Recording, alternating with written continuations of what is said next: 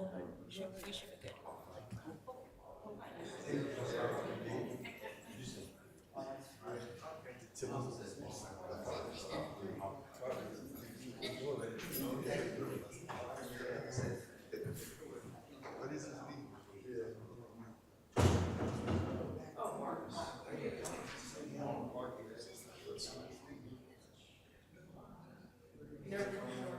He never comes to our meetings.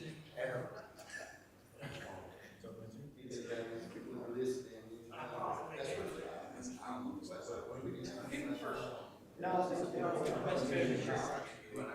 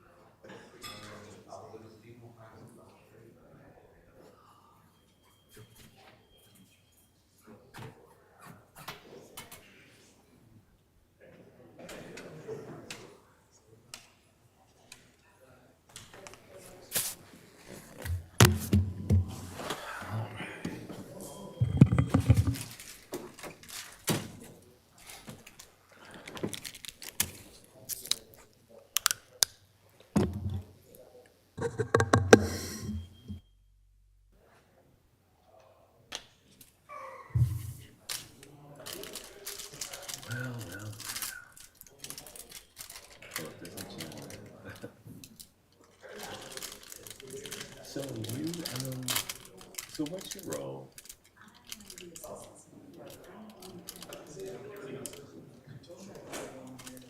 Oh, okay. Okay, I got you. And thank you, because I'd be so confused. It's a lot. Yeah, I appreciate you.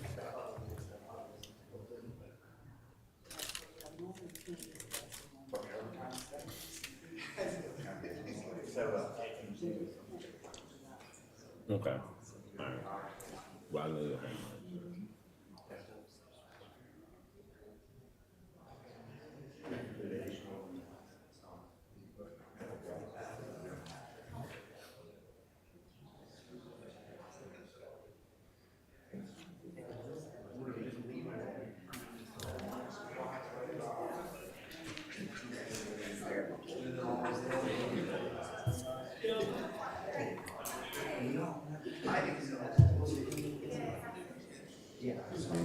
By chance, you have an extra pen?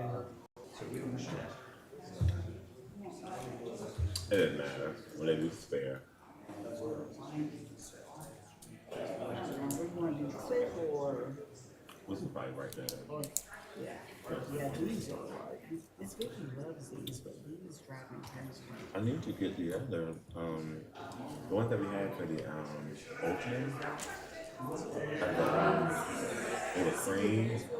Yeah, those are very nice. Yeah. I need some more of those. Look, maybe this is, oh, this is that. Is that the, It's not some of this. What? Girl, man.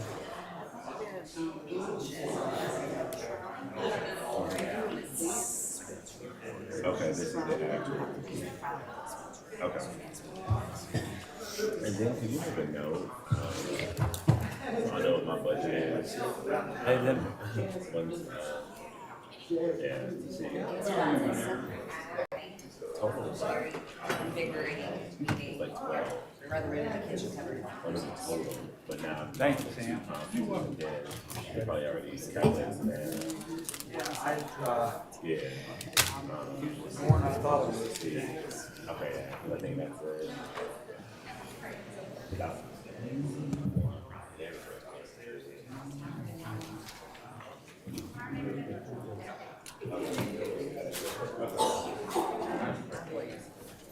Thank you. Okay. All right. Thank you.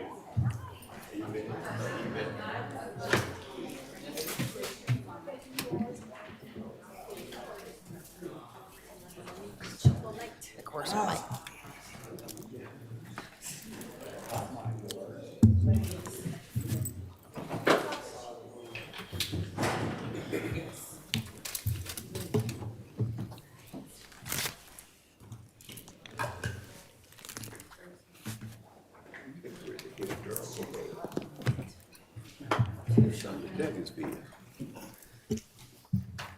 Get that pink building out of there, then I'd Trying to preserve your history, I'd Sam. be with you if you get that pink building going. You better get with Miss Paget.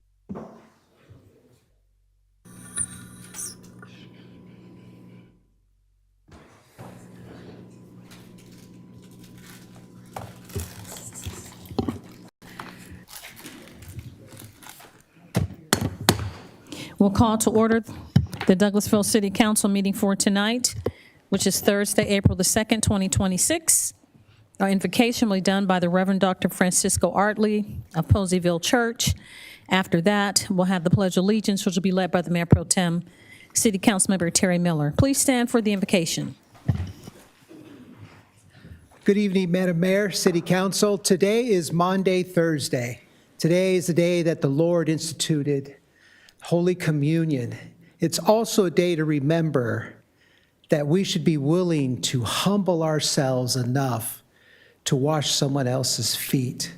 And that is what Christ has called on us to do, is to love one another so much that we would be willing to bend down and wash their feet.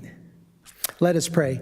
Heavenly Father, Lord, I just thank you for this beautiful day, Lord. I just thank you for the mayor, the city council. I ask that you give them the guidance and wisdom to perform their duties, Lord, that you bless them. I ask, Lord, that you bless all that have come today. And Lord, as we go through Holy Week, we remember the sacrifice that you gave us, Lord, your life on the cross for us. But we also know the day will come in 3 days where you will resurrect yourself and show us that you live. You live within our hearts and our minds, that you show us love, joy, happiness, and peace, Lord. Be with the city council as they go through this meeting. Amen.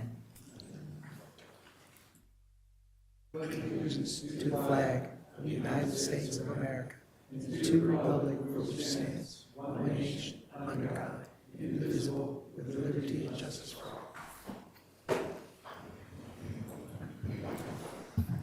Thank you, Mayor Pro Tem, for leading us in the pledge, and thank you, Pastor Artley, for that beautiful invocation as we go into Holy Week. And we are off tomorrow, which is Good Friday. The city of Douglas will be closed. So we do have announcements. I have a presentation proclaiming April 2026 as National Safe Digging Month to represent the Douglas County Utility Coordinating Committee in Georgia 811. Is there a representative here? Please come forward. Let me see if I have your proclamation. Thank you so much for being here this evening. I will read your proclamation, and then if you would like to have some words, we'll certainly open the floor for you to do that.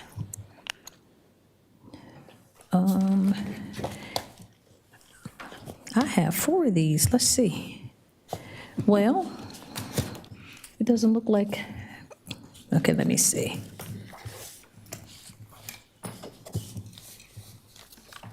I I apologize, I don't see your proclamation in here. Would you So like we this? will. You have a paper? You want me to read your paper? Okay, thank you so much. Oh, thank you, and then you can have comments. You know what? As my grandmother could say, if this was a snake, it would have bit me. It was on the other side. Here you go. I apologize. I had too much going on, man. All right. Thank you so much for your patience. Proclamation, Office of the Mayor. Whereas underground infrastructure in Georgia is demand and damaged thousands of times each year by individuals and entities who fail to have underground utility lines properly located prior to digging, resulting in service interruptions, environmental damage, and threats to public safety. And whereas in 2005, the Federal Communications Commission designated 811 as the national number to provide contractors and homeowners with a simple way to contact utility operators and request the location of underground utilities at the intended dig site.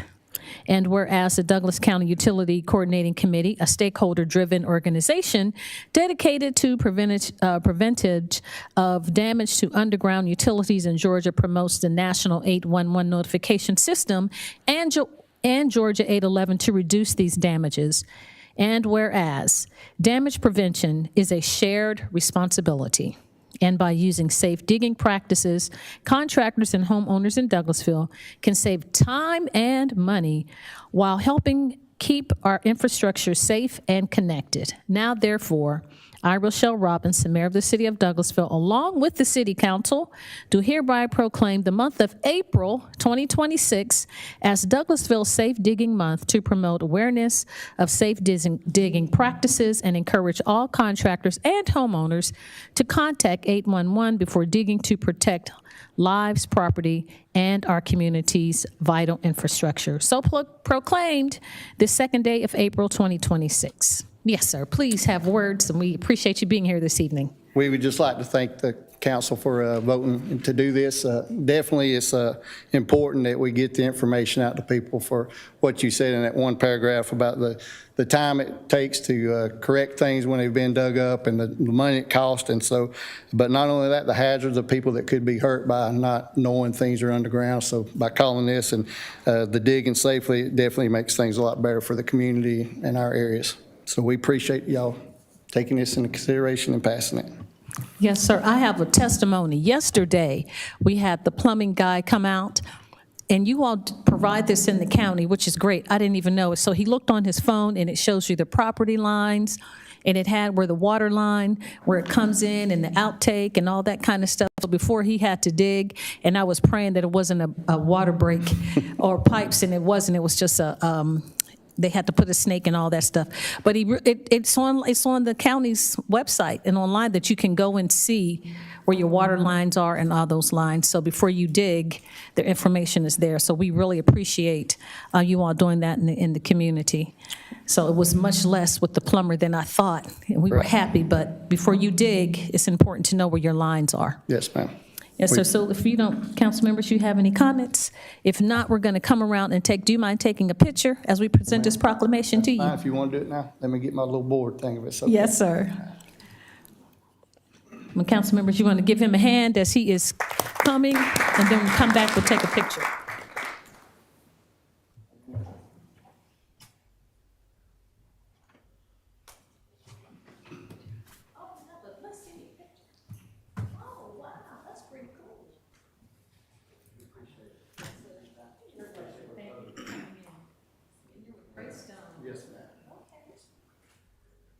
Mr.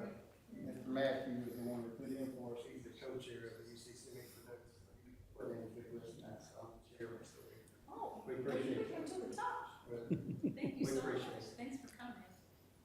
All right. You need to come in, Jason? No, you're absolutely perfect. Thank you. All right, big smiles. 1, 2, 3. Thank you, Mr. Chairman. We really appreciate you. Thank you for All right, thank you. I appreciate it. Yes, Thank you. sir. Have a Thanks. great- Thank you.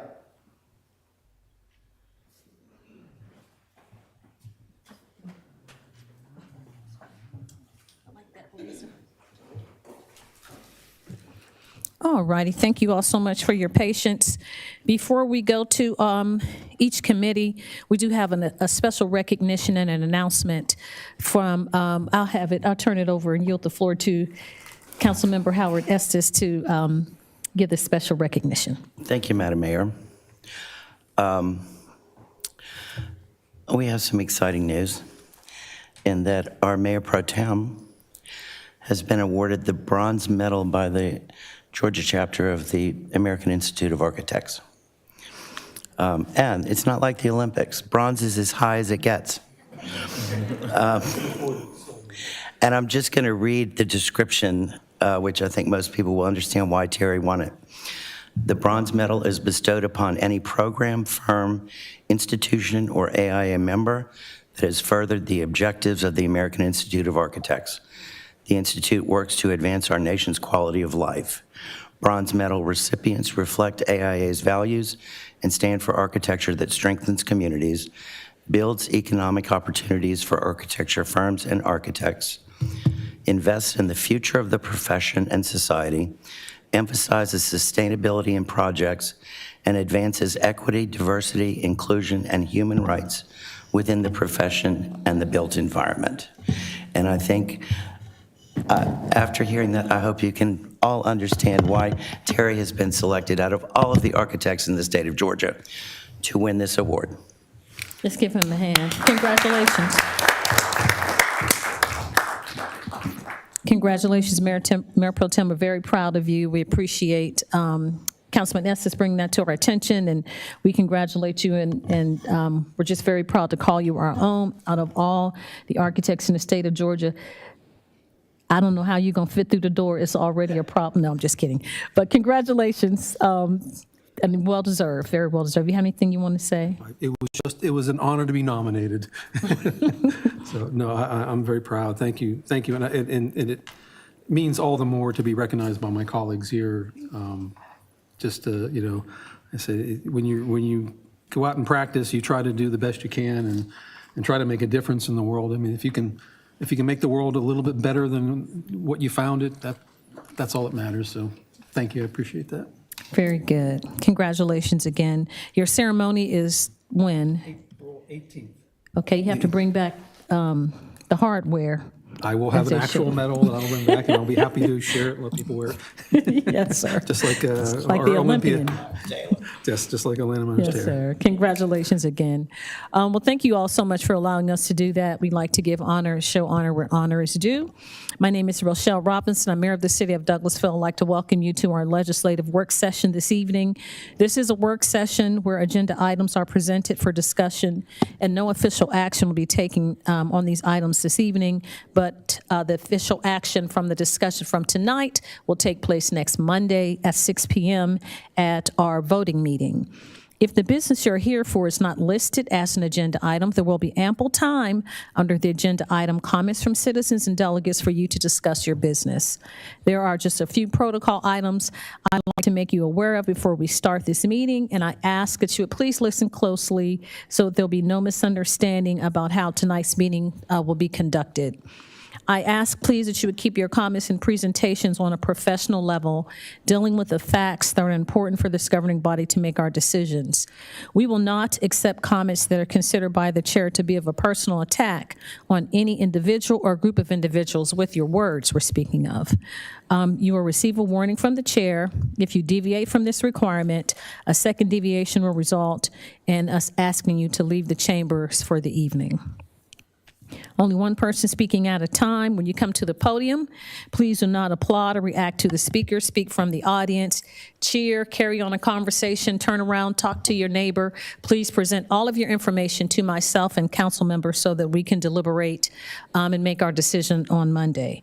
I'll remind you that we're only required to accept public comments during the required public hearings. We will maintain order as the chair of the meeting. At any time of the meeting, I'm prepared to stop public comments on any agenda item if we believe the general good of the meeting will not benefit from actions being taken by the members in the audience.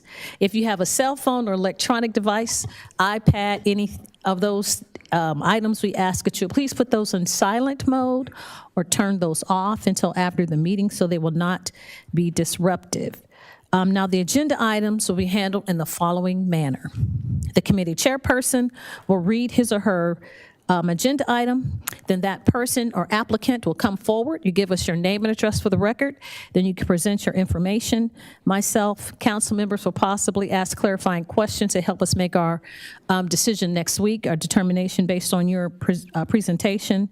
After that, the committee chairperson will ask for comments from the audience. If it's a public hearing, we'll have 20 minutes for those in favor, 20 minutes for those in opposition, and each person has 5 minutes to speak. Now, if we have a whole lot of people, you can divvy up the time, 3 minutes a person, but in totality, it's 20 minutes in favor of the item, 20 minutes in opposition. When you come to the podium, give us your name and address, again, for the record. Ms. Gina Davis, our Assistant City Clerk, to my right with the beautiful floral blouse on, will take your information. There are some speaker forms outside. You should fill the speaker form out. When you come to the podium, hand the form to Ms. Gina, and then you come to the microphone and you talk. Each person has one opportunity to speak. This is not a question and answer. We're not going to debate and go back and forth, back and forth. If we have some information that we can present to you at another time, we'll try to answer the question. If we can't answer that this very moment, staff will take that question and provide the information to you at a later date. Please address your comments to the chair. And during the comments from citizens and delegates period, we will not address zoning items. So if there's a zoning matter, you want to talk about the zoning matter, the time to talk about is during that issue is during public hearing. You can come forward, give your name and address. You have 3 to 5 minutes, however much time makes up the 20 minutes in totality, and discuss it then. We will not address those zoning items that were discussed during public hearings for each zoning application. The time to address those comments was during the citizens section of the zoning matter. Allowing those comments outside of public hearing violates the Georgia State Zoning Procedures Act, and information and the measures can be overturned if we take things out of order. That's a whole lot of information. Hopefully we're all on the same page. And summary, just please come to the podium when you have some comments to make during public hearings. Give us your name and address. You have 5 minutes to talk to us about items particular in public hearings. If not, do it under comments from citizens and delegates, but not the zoning matters. And fill out your name and address and say that when you come to the podium. And if you have a cell phone or electronic device, we can put it in silent mode until the meeting is over. Okay. Whole lot of talking. Now, we do have items. We have a form outside if you like to, the agendas that you can pick up if you want a paper agenda, and or you can follow us on the screen. Everything is done by committees. We are at item number 5, which is Economic Development Committee. That's chaired by Mayor Pro Tem City Councilmember Terry Miller. Thank you, Madam Mayor. We have no business under the Economic Development Committee at this time. Thank you so much, Mayor Pro Tem. We'll move on then to Finance Committee, chaired by Councilmember Chris Watts. Thank you, Madam Mayor. You're welcome. We have one item tonight. Authorize the mayor to sign task order number 2, proposal with AECom Technical Services, Inc. to continue preliminary engineering services for the Fairburn Road Corridor Improvements Project under the existing Master Design Engineering Services Agreement executed June 17th, 2024. And Mr. Thompson will handle this. All right. Good evening, Madam Mayor, evening. City Council. Marcus Thompson, City Engineer, 8485 Courthouse Square. So task order number 2 is basically authorizes our design consultants to advance this project further into the preliminary engineering phase. Key deliverables under this task order includes the preliminary design plans and right-of-way plans, preliminary signal and lighting plans, landscaping plans, environmental documentation, which includes the categorical exclusion, subsurface utility engineering at quality level B, a phase 2 environmental site assessment, and a wall foundation investigation. As previously stated, this work is being authorized under the Master Design Engineering Service Agreement that the city has executed with AECOM previously on May 29th, 2024. Staff recommends authorization for the mayor to execute this task order number 2 with AECOM, subject to the terms and conditions under the master design agreement. I'm happy to answer any questions. Thank you, Marcus. Do we have any questions or comments from council tonight? Madam Mayor, yes, Oh, ma'am. thank you so much, Mr. Chairman. Thank you, Engineer Thompson. So this is just a design, right, for Fairburn Road and 92? Yes. It's part of the LCI? That's correct. It's just all design work, preliminary. But we have the schematic designs and everything, right? I mean, we've already kind of looked at it, like everything is in the middle, and you pushed have those trees in the middle where the island is. Is that what you're talking about? Is this something different? This is to basically turn the corridor from Hospital Drive to Veterans Memorial into Complete Street, basically improving that intersection with like bicycle and pedestrian infrastructure, decreasing the lanes down to, I want to say, three lanes. Yes, sir. Yeah. But we have something that we've seen in public, came and put little stickers. I just remember from a long time ago. Yes, that's correct. Yeah. It's the same thing? Yeah. Okay. So, We're just moving yeah. forward with that. Yes, Just- ma'am. That was a part of the concept development plan. Yeah. That's exciting. That's going to really help because that's the corridor that leads into downtown, to the amphitheater, all New Horizons and all. That's going to be really nice. So I was just wondering if it was the same project. Yes, ma'am. All right. Thank you so much. Thanks, Mayor Pro Tem. Thank you, Councilman Estes, to help me remember. Anybody else have? Yes, Councilman Estes. Thank you, Coach. I just want to point out that this is 80% federally reimbursable, which makes it that much more reasonable for us at the local level. That's all. Thanks, Coach. Thank you. That 1.3 is what we're talking about, the cost of this, or? Yeah. Yes, sir. Okay. And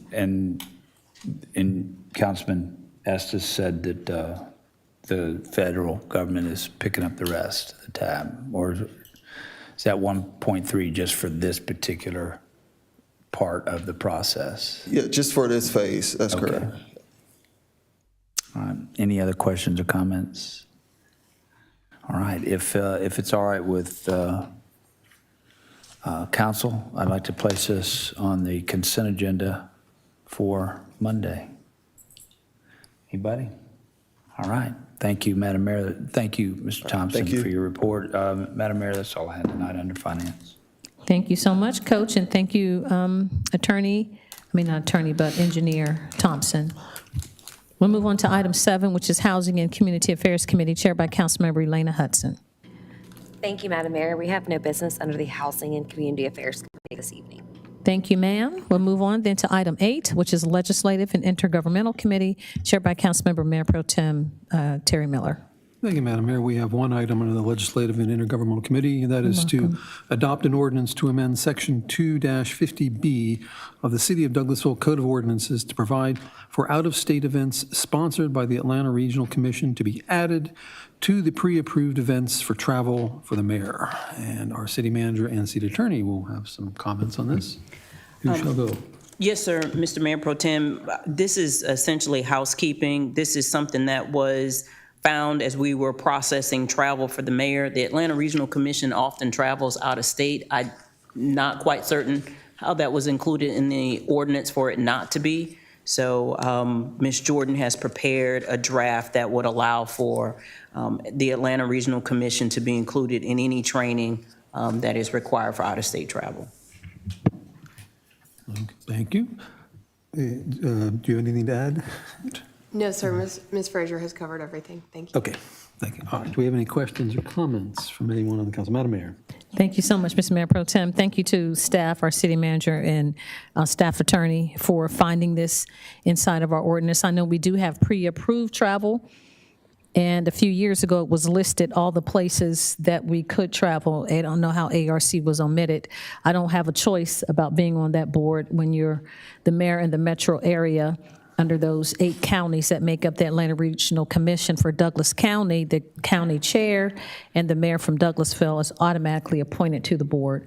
So just being able to travel and do those things with ARC would be very helpful to make certain that it's covered under our travel policy. Thank you. Thank you, Madam Mayor. As we are an integral member of the Atlanta Regional Commission, and they do provide a lot of useful events and forums for the city of Douglasville and Douglas County, I see no issues with this. Is there any objection if we put this onto the consent agenda? Okay, and we will do as such. Madam Mayor, that is all we have under the Legislative Intergovernmental Committee at this time. Thank you so much, Mr. Mayor Pro Tem, and thank you again, staff. We'll move on to the next committee, which is Personnel and Organization Committee, chaired by Councilmember Howard Estes. Thank you, Madam Mayor. We have welcome. one item this evening. Item 26-069, adopt a resolution to adopt a new pay schedule with an effective date of April 7, 2026, to authorize the Human Resources Director to implement the results of the newly adopted pay schedule, to provide a one-time payment to part-time city employees, to repeal the previously adopted pay schedule, and for all purposes as stated in the resolution.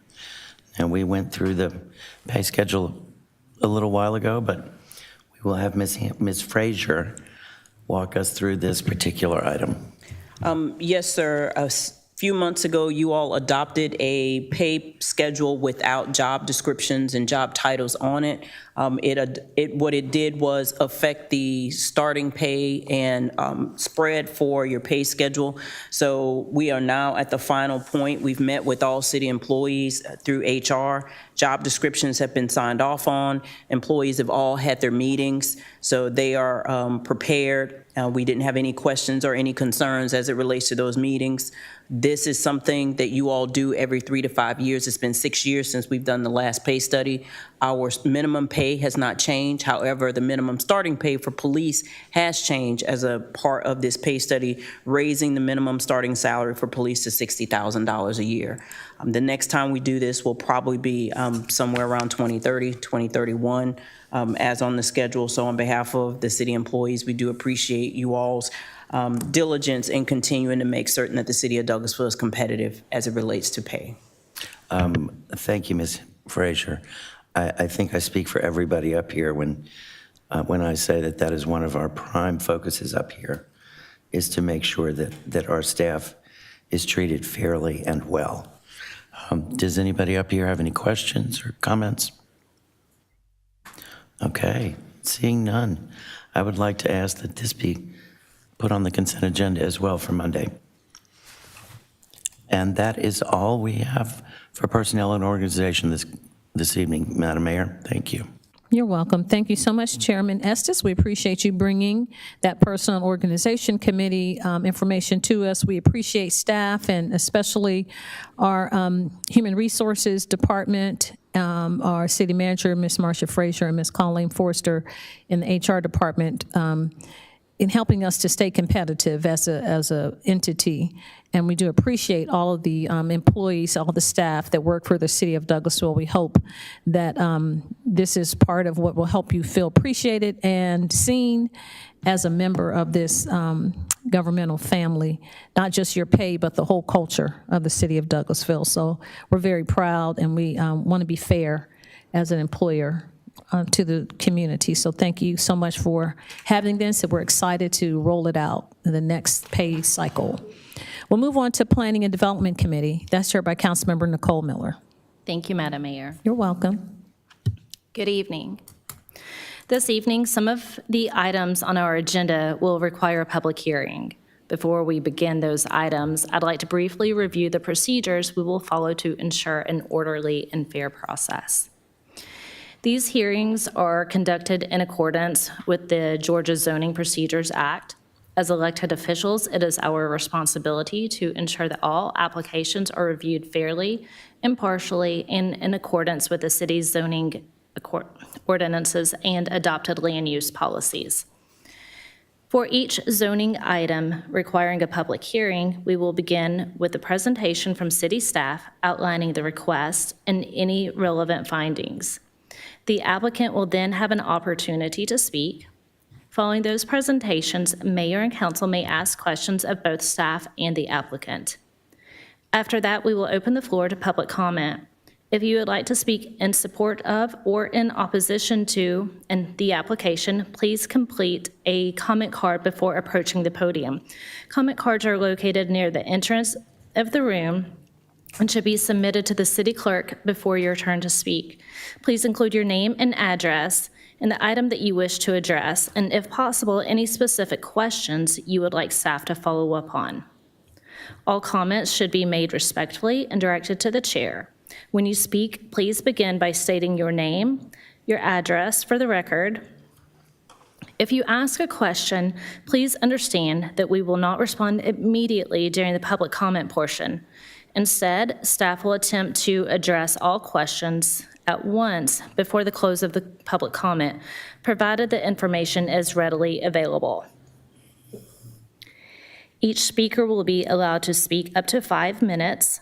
We will allocate 20 minutes for comments and support and 20 minutes for those in opposition to. This is not a debate. Interruptions, outbursts, and other disruptions will not be permitted. There's a general public comment period at the end of the meeting tonight, but the City Council cannot hear additional public comment during the general public comment portion for a specific zoning item where the public hearing has already taken place for that zoning item. The mayor will cut any public comment off that refers back to a specific zoning item. As a reminder, the mayor has requested that there be no applause or other demonstrations during the meeting. Please ensure that electronic devices are silenced, and anyone who disrupts the proceedings will be asked to leave. And with all of that, we can now proceed. Our first item is item number 26-077. Says to hold a public hearing and request for a change in zoning from OI Office Industrial District to GC General Commercial District for 2.26 acres located at 950 Bob Arnold Boulevard in land lot 678, District 18, Section 2, Parcel ID 0008, application by Sams, Larkin, and Huff. And I believe Ms. Chelsea Tubbs is going to go over this item with us.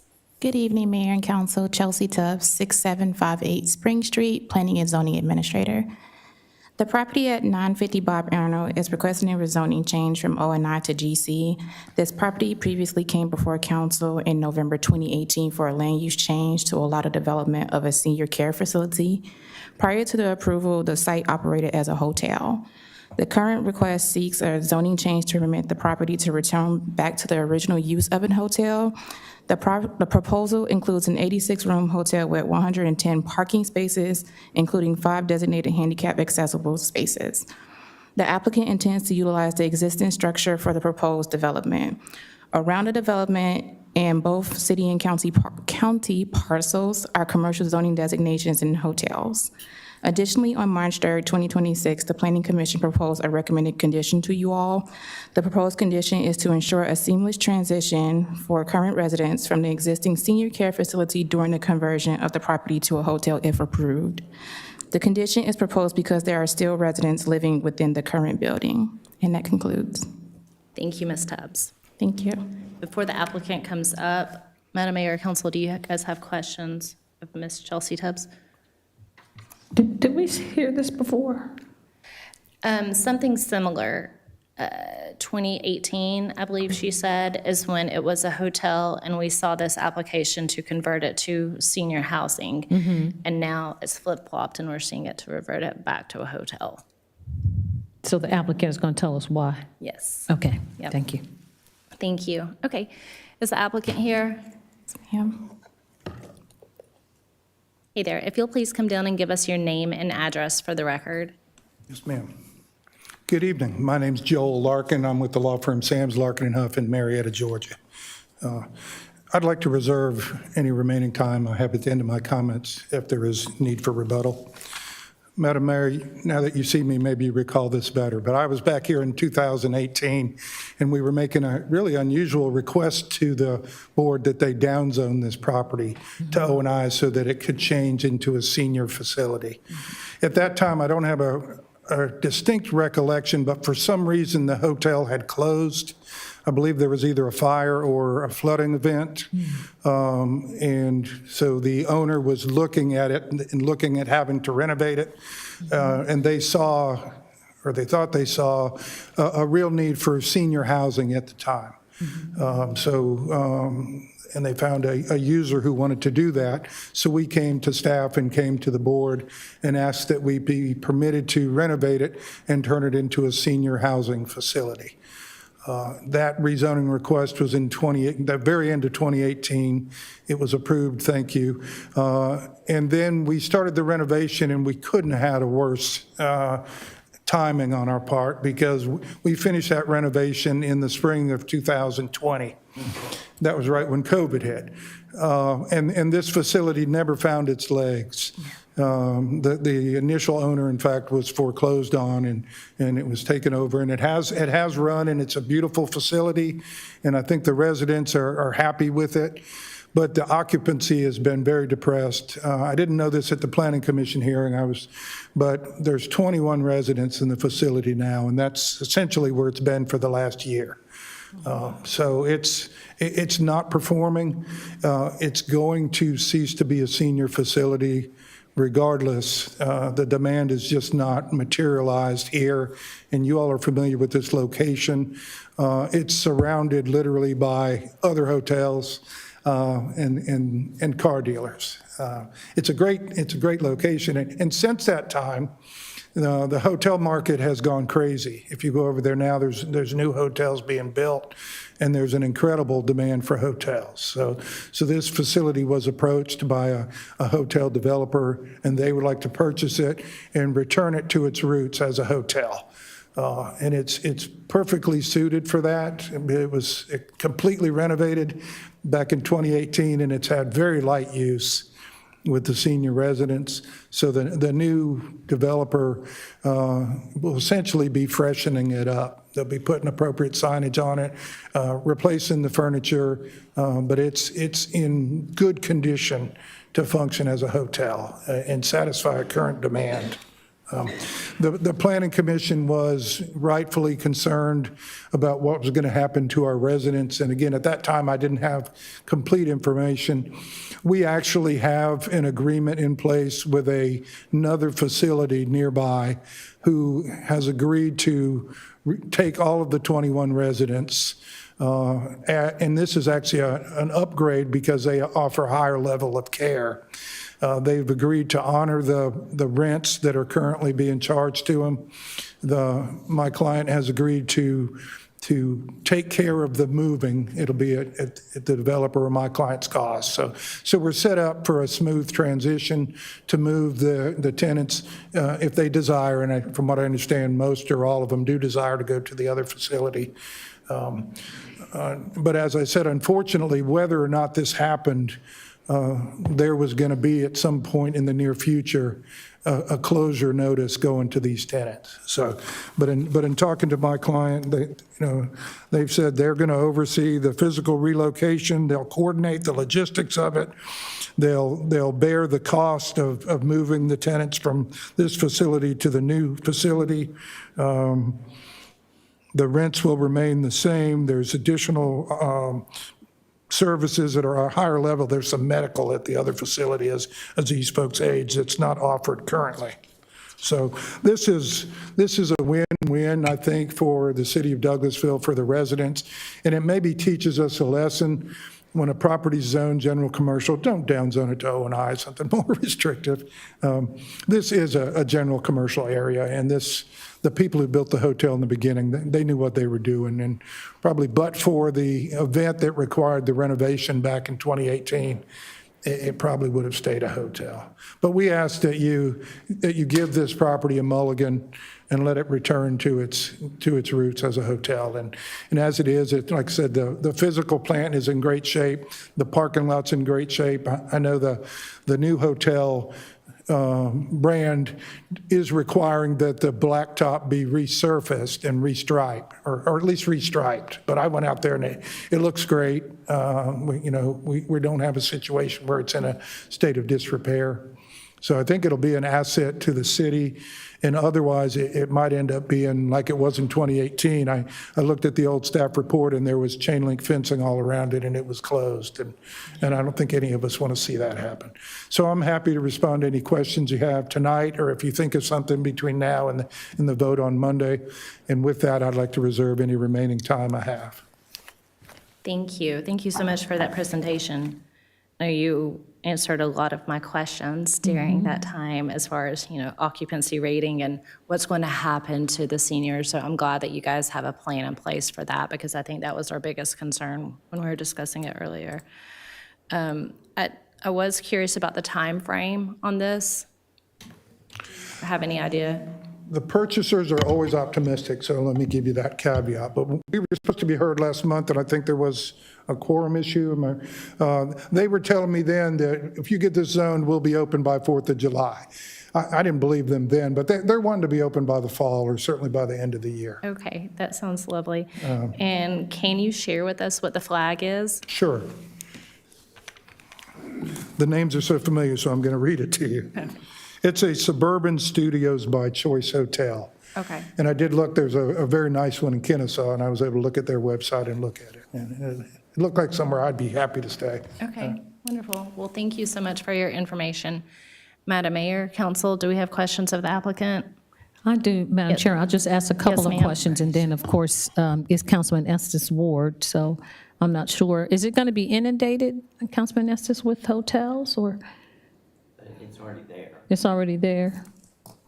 And there's So- obviously a need.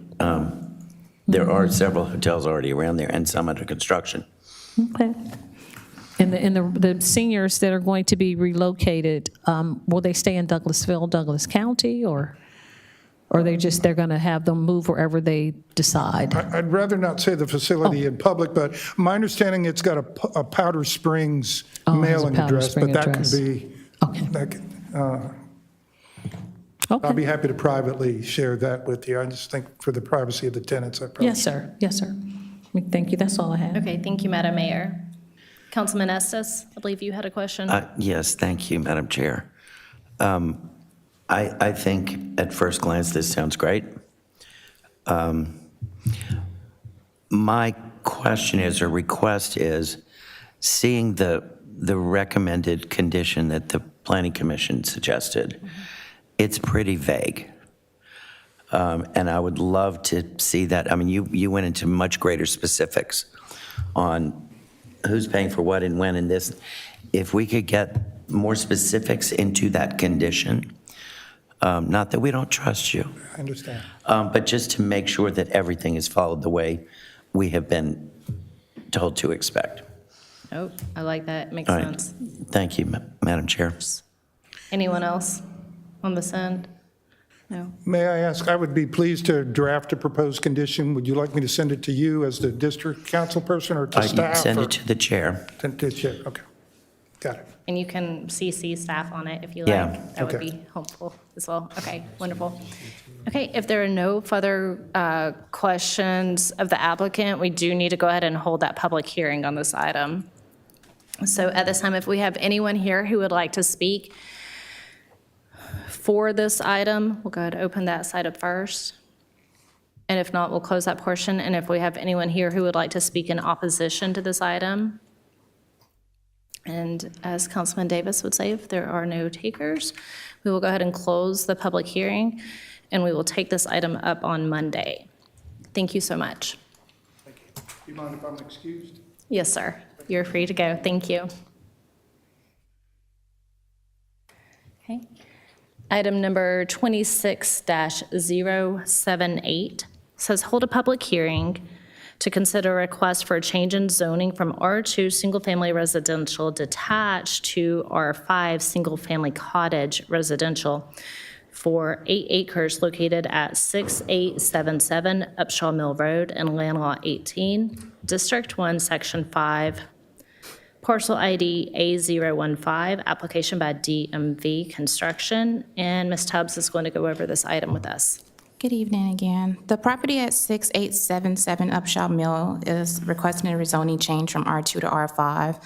The applicant is requesting this change in zoning to later develop a 30-lot single-family subdivision with open space and a mill kiosk. Just additionally, we did change the code for R5 regarding the rear and front-facing garages, and just wanted to make note the applicant does meet that requirement per their site plan. The applicant is proposing this development for affordable housing options for residents. The property is surrounded by additional residential zoning designations that are also single-family homes and a Chicago Park PUD single-family subdivision. And that concludes.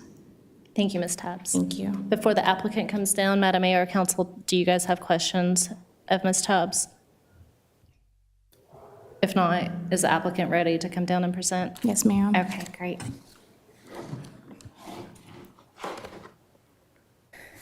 And if you'll please give us your name and address for the record. Tony Harris, 185 Whitetail Court, Fayetteville, Georgia, and good afternoon. Go ahead. You want to give me? I'm sorry. My name is Keith Miner. I'm actually the owner of the property at 6877 Upshaw Mill Road. Okay, I'm hoping you guys can see our PowerPoint.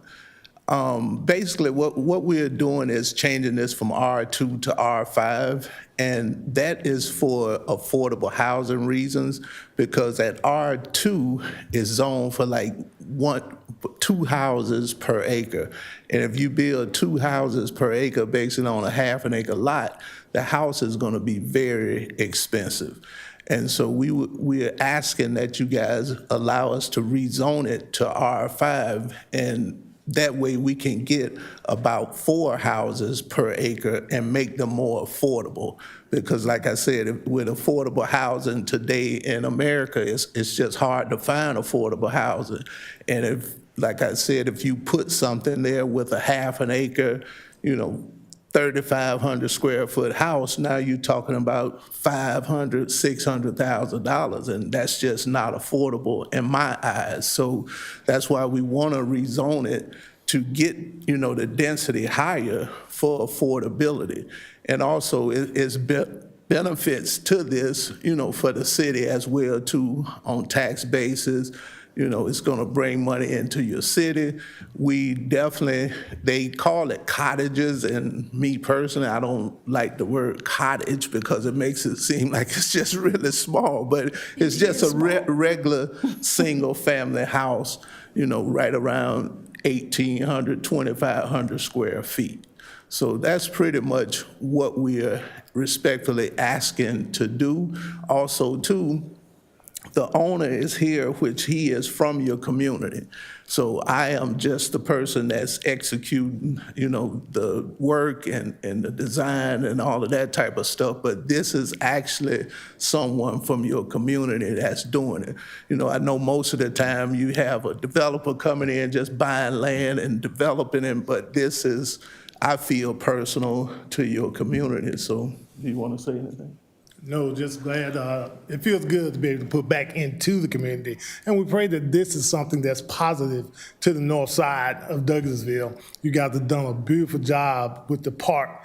The park did not look like that when I was coming up as a kid.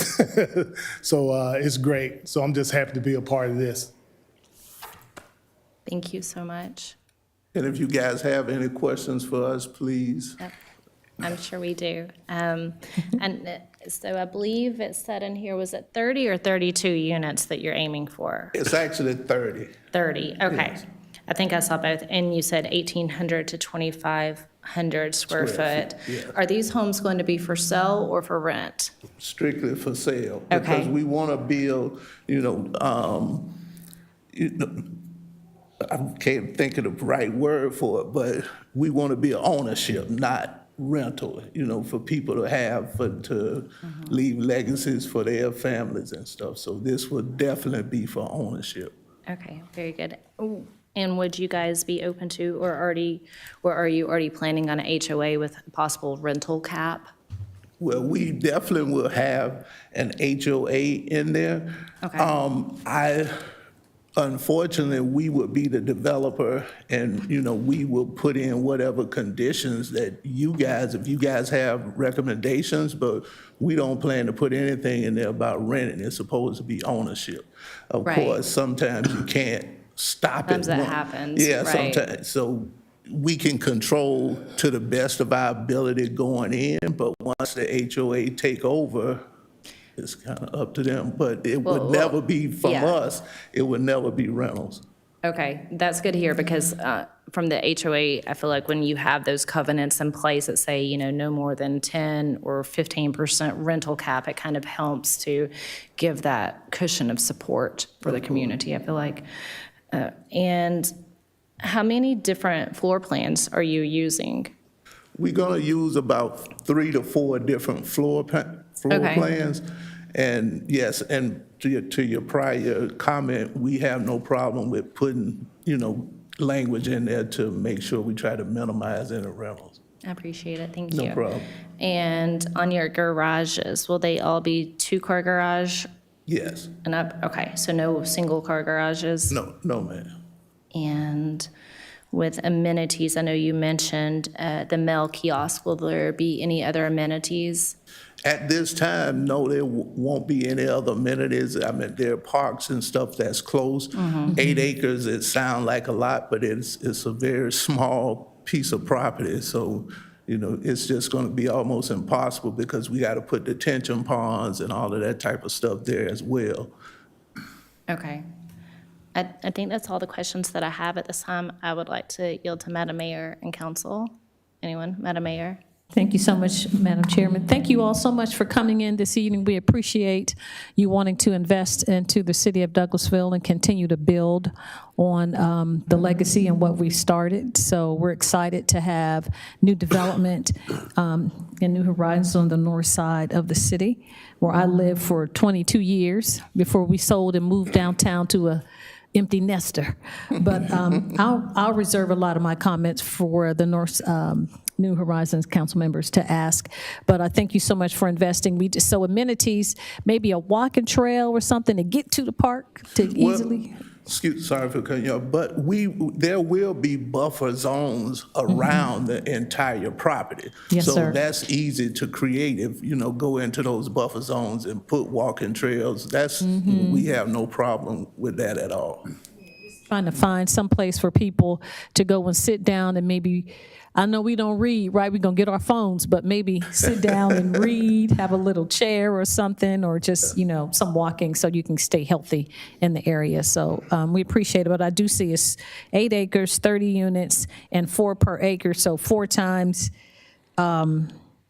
It's 30. It like comes out to 26, 32, but it would be no more than 30. Because sir. if you look at the site plan, it shows 30 lots. And like I said, it's a detention pond that Yes, we sir. have to put in. So we couldn't get to that 32 not and do it the right way. And that's the only way we plan to do it is the right way. Yes, sir. So it's really less than 5 per acre. It's really 4 with a little spillover, but you all Exactly, are making expansion for your detention ponds and all that stuff too. Yes, ma'am. So thank you so much. I appreciate it. And the price point, We want to, like I said, we're trying to hit for, high 200s, low threes, but a lot of that's dependent on construction materials. A lot of that's the problem with affordable housing in America. It's just hard to control because stuff just keep going up and up. So, but we will definitely do our best to Yes, sir. make it as affordable as possible. yes, sir. Thank you so much. Helping young people to be able to afford something and have for retirement and legacy for their families. Absolutely. Yes, sir. Thank you so much. That's all I had, Madam Chair. Thank you, We yield Madam to the Mayor. council members. Yep. Thank you, Councilman Caldwell. I was trying to see who all I had down there. No, thank you. And thank you, gentlemen. Certainly, I do like, I think it's certainly a beautiful development. And I actually like the idea, the cottage sound, right? But I guess my question is, and Madam Mayor did ask, as it relates to affordability. And so that's a big thing for me, right? And I know we continue to have the conversation as it relates to development on the New Horizons community. And so I would just ask that when we're looking at how can we make this affordable, and it's that when you're looking at the median income and the area, et cetera, and just looking at what's going to benefit the community. And so it's that making sure that as we offer development, that we don't completely drive out those who have roots in the community. And so certainly like to hear, I know you said the low 200s? No, not the low. High two? Yeah, high twos. And The I- low threes for Okay. sure. Yeah. And I know, of course, with costs and all of that, but just looking at, I know when we use the term affordability, affordable housing, it sounds good, right? But does it really meet the needs of the community in which it has to serve? As the first point, but I do think it's a nice development. The second thing is when we limit the option for renters. And so we continue to have a lot of conversation as it relates to not everyone want to purchase, but still having the option to be able to live in which the manner that they can afford. And so I don't know who makes that determination. I know we talked about an HOA, but just also looking at that option because you are building in an area where there are older homes and mainly family-owned homes, et cetera. So just being able to have that opportunity. And so I know it sounds great just to say that, we only want homeowners, but that's not realistic for our community, right? It's not realistic for the population in the New Horizons community, certainly the median income, housing income. So just keeping those things in consideration. But overall, I do think it's a beautiful development. I do like it. I do like the potential of what it can be, but certainly just looking at those options in the area in which you're seeking to develop. So thank you. Thank you. Anyone else on that end? Councilman Davis, did you have something to add to that? Yes. I'm sorry? Oh, my apologies. Okay. I just want, Mr. Caldwell, Councilman Caldwell, that right there, the comments you made are very important to me because we have special ties with that. Yes, money, everybody wants to make money, but when you use the word affordability, what is that in today's time? And we wanted something positive in the community. Like Mr. Harris said, it all depends on how it's been built, the prices of everything, but nobody's trying to build a $400,000 or $500,000 home. That's the area I came from. That was the price range I was in coming up. So that comment you made is very important to me and my family in what we do and what we provide for the north side of Douglas County. Thank you. Councilman Davis? Yes, thank you, Keith, for coming home with your project and with the Willing Worker Park and with it at the dead end street. Maybe we can jumpstart some more community back in there. And I went down and I rode back, and then it's going to be beautiful in there. And with the connectivity to the Willing Worker Park, it's going to be a great thing for the New Horizon community. So we get a sign that go up and say, New Horizon, welcome to the New Horizon community. There you go. Thank you. Thank you for that. Mayor Pro Tem? Madam Chair, just a couple quick things. It is a cul-de-sac, but I get it. There's not really much you can do. It's a small piece of property, so you really can't connect it to any other street. I get that. But I'll make sure I'm reading this correctly. It looks like you've got several alleyways behind two of the rows of houses. So you're providing for rear garages on those. Looks like 20 out of the 30 are going to have rear garages. Is that correct? Yes, sir. Okay, I commend you for thinking through, plus I think it's also a requirement, but I commend you for doing, because that will give a much nicer, especially that you did it along the main entryway in and out of the development, because that's really your little main street there, and that allows you to put porches on those houses. Absolutely. I'm assuming you have porches. I think it's showing on some of the drawings, giving it a real traditional community feel. So that's very important. I'm glad to see that because this neighborhood deserves that. So thank you for that. Thank you, Madam Chair. Thank you, Mayor Pro Tem. Anyone else? Coach? I just wanted to ask, I know in the past, some R5 proposals have come to us, and because of topography, it's made it difficult to follow through with R5. So I was wondering, I don't know what the topography is on that particular acreage. Have y'all looked at it? Is it conducive to the type of plan that you've got with the rear entry? Because we've had some R5 that have come back to us because the topography didn't allow for some of the rear entry and things like that. As from what I see now, I don't think we would have any topography issues. If you guys approve this, then we'll get into the sewer, and, that can sometimes, it could be deeper in some places, shallower in some places, but from what I see right now, we don't have any topography issues. Thank you. You're welcome. Thank you for that. Anyone else? Okay. At this time, let's go ahead and open up that public hearing. If we have anyone here who would like to speak in favor of this item, if you'll please come down and give us your name and address for the record. And if not, if we have anyone here who would like to speak in opposition to this item. And if there are no takers, we'll go ahead and close that portion of, Okay, I just saw hands waving, I wasn't sure, but let's go ahead and close that public comment. Ms. Tubbs, do you have something to add to it? Yes, ma'am. Staff is proposing a condition of a 20% rental cap to limit no more than 6 homes.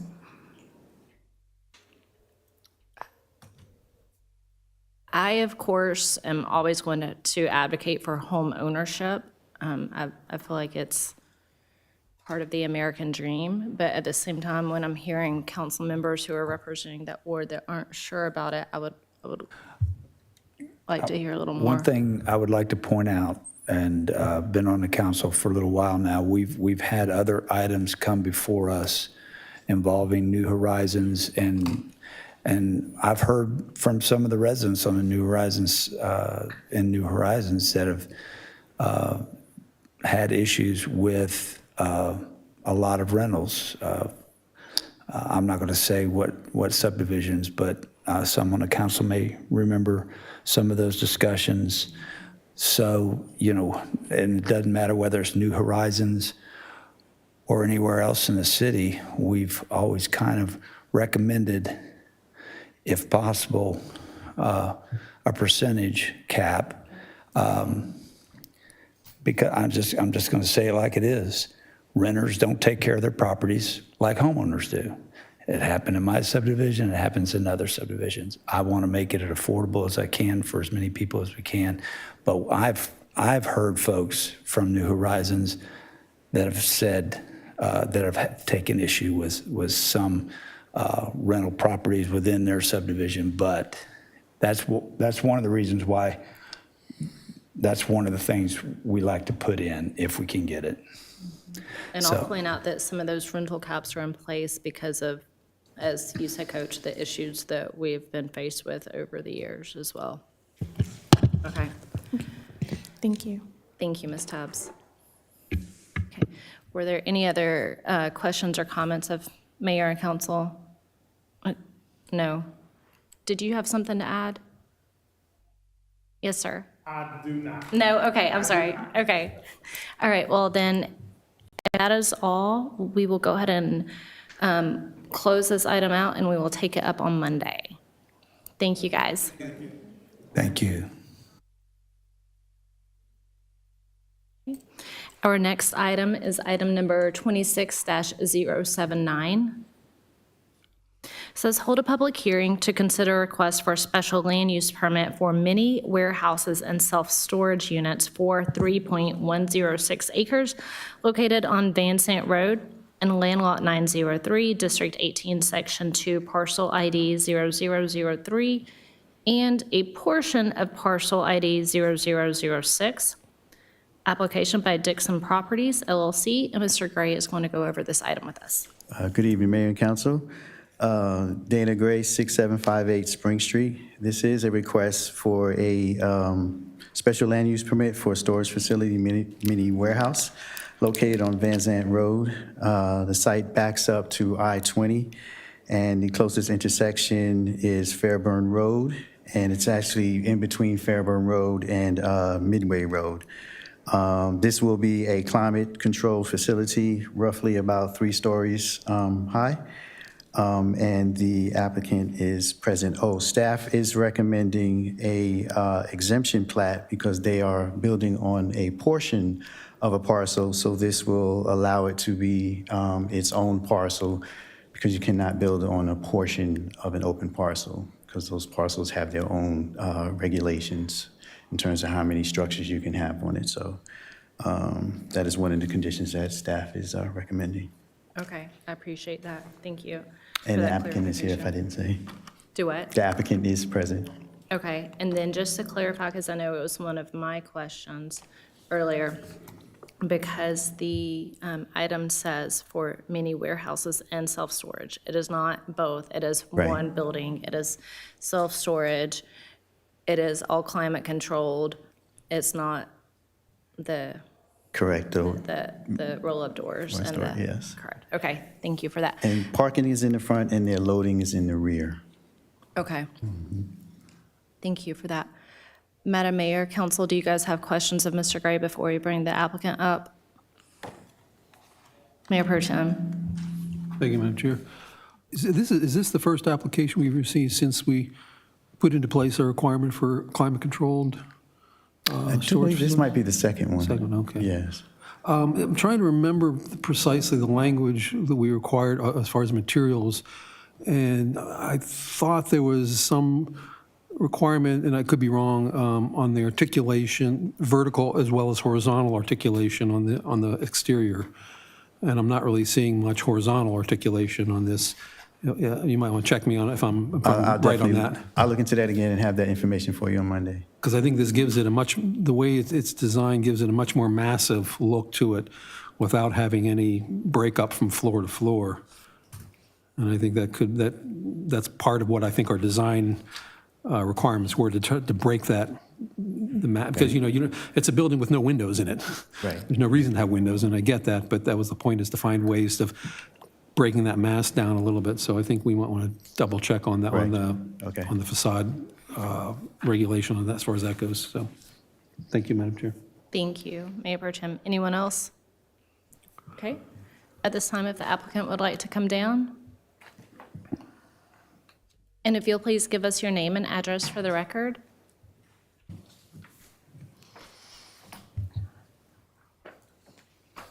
Good evening, Evan Kilgore with the Southeast Civil Group, 8665 Baldwin Parkway.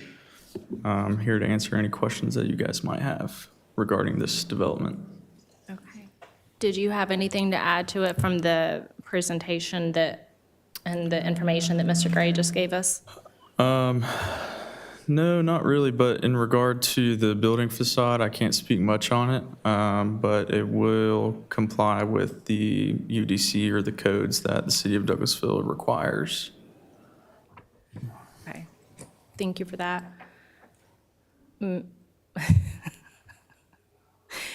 Madam Mayor, Council, do you guys have questions of the applicant? Are you serious? This is the first I'm writing the state down. Okay. Okay. I don't have any additional questions at this time. That doesn't mean that I will not in a moment or before Monday. But at this time, let's go ahead and hold that public hearing. If we have anyone here who would like to speak for or against this item, if you'll please come down and give us your name and address for the record. And if we do not have anyone, let's go ahead and close out that public hearing. Last chance. Madam Mayor, Council, questions of the applicant? Okay, if we think of anything, we'll make sure the staff reaches out to you over the weekend. If not, we'll take that item up on Monday, okay? Thank you. Mr. Gray, yeah. And just a quick point out regarding the elevation, we do look at those closely during the development plan, so we'll definitely catch that. Thank you. Thank you, Mr. Gray.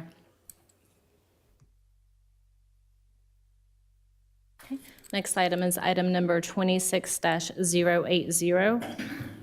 Says to hold a public hearing and consider request for a variance from section 8.01 of the Unified Development Ordinance to reduce the required parking from 40 spaces to 30 spaces for 3.106 acres located on Van Zandt Road and Land Lot 903, District 18, Section 2, Parcel ID 0003, and a portion of Parcel ID 0006.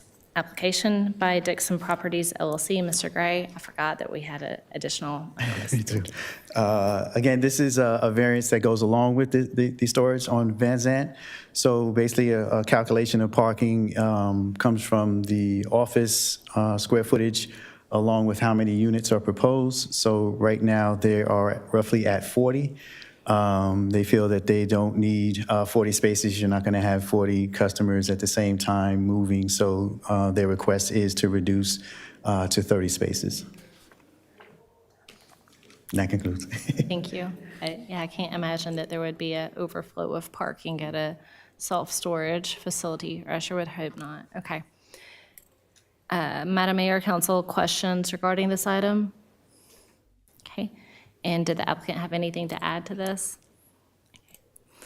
At this time, then, let's go ahead and hold another public hearing. So if we have anyone here who would like to speak for or against this item, if you'll please come down and give us your name and address for the record. And if we don't have anyone, let's go ahead and close out that public hearing, and we will take the item up on Monday.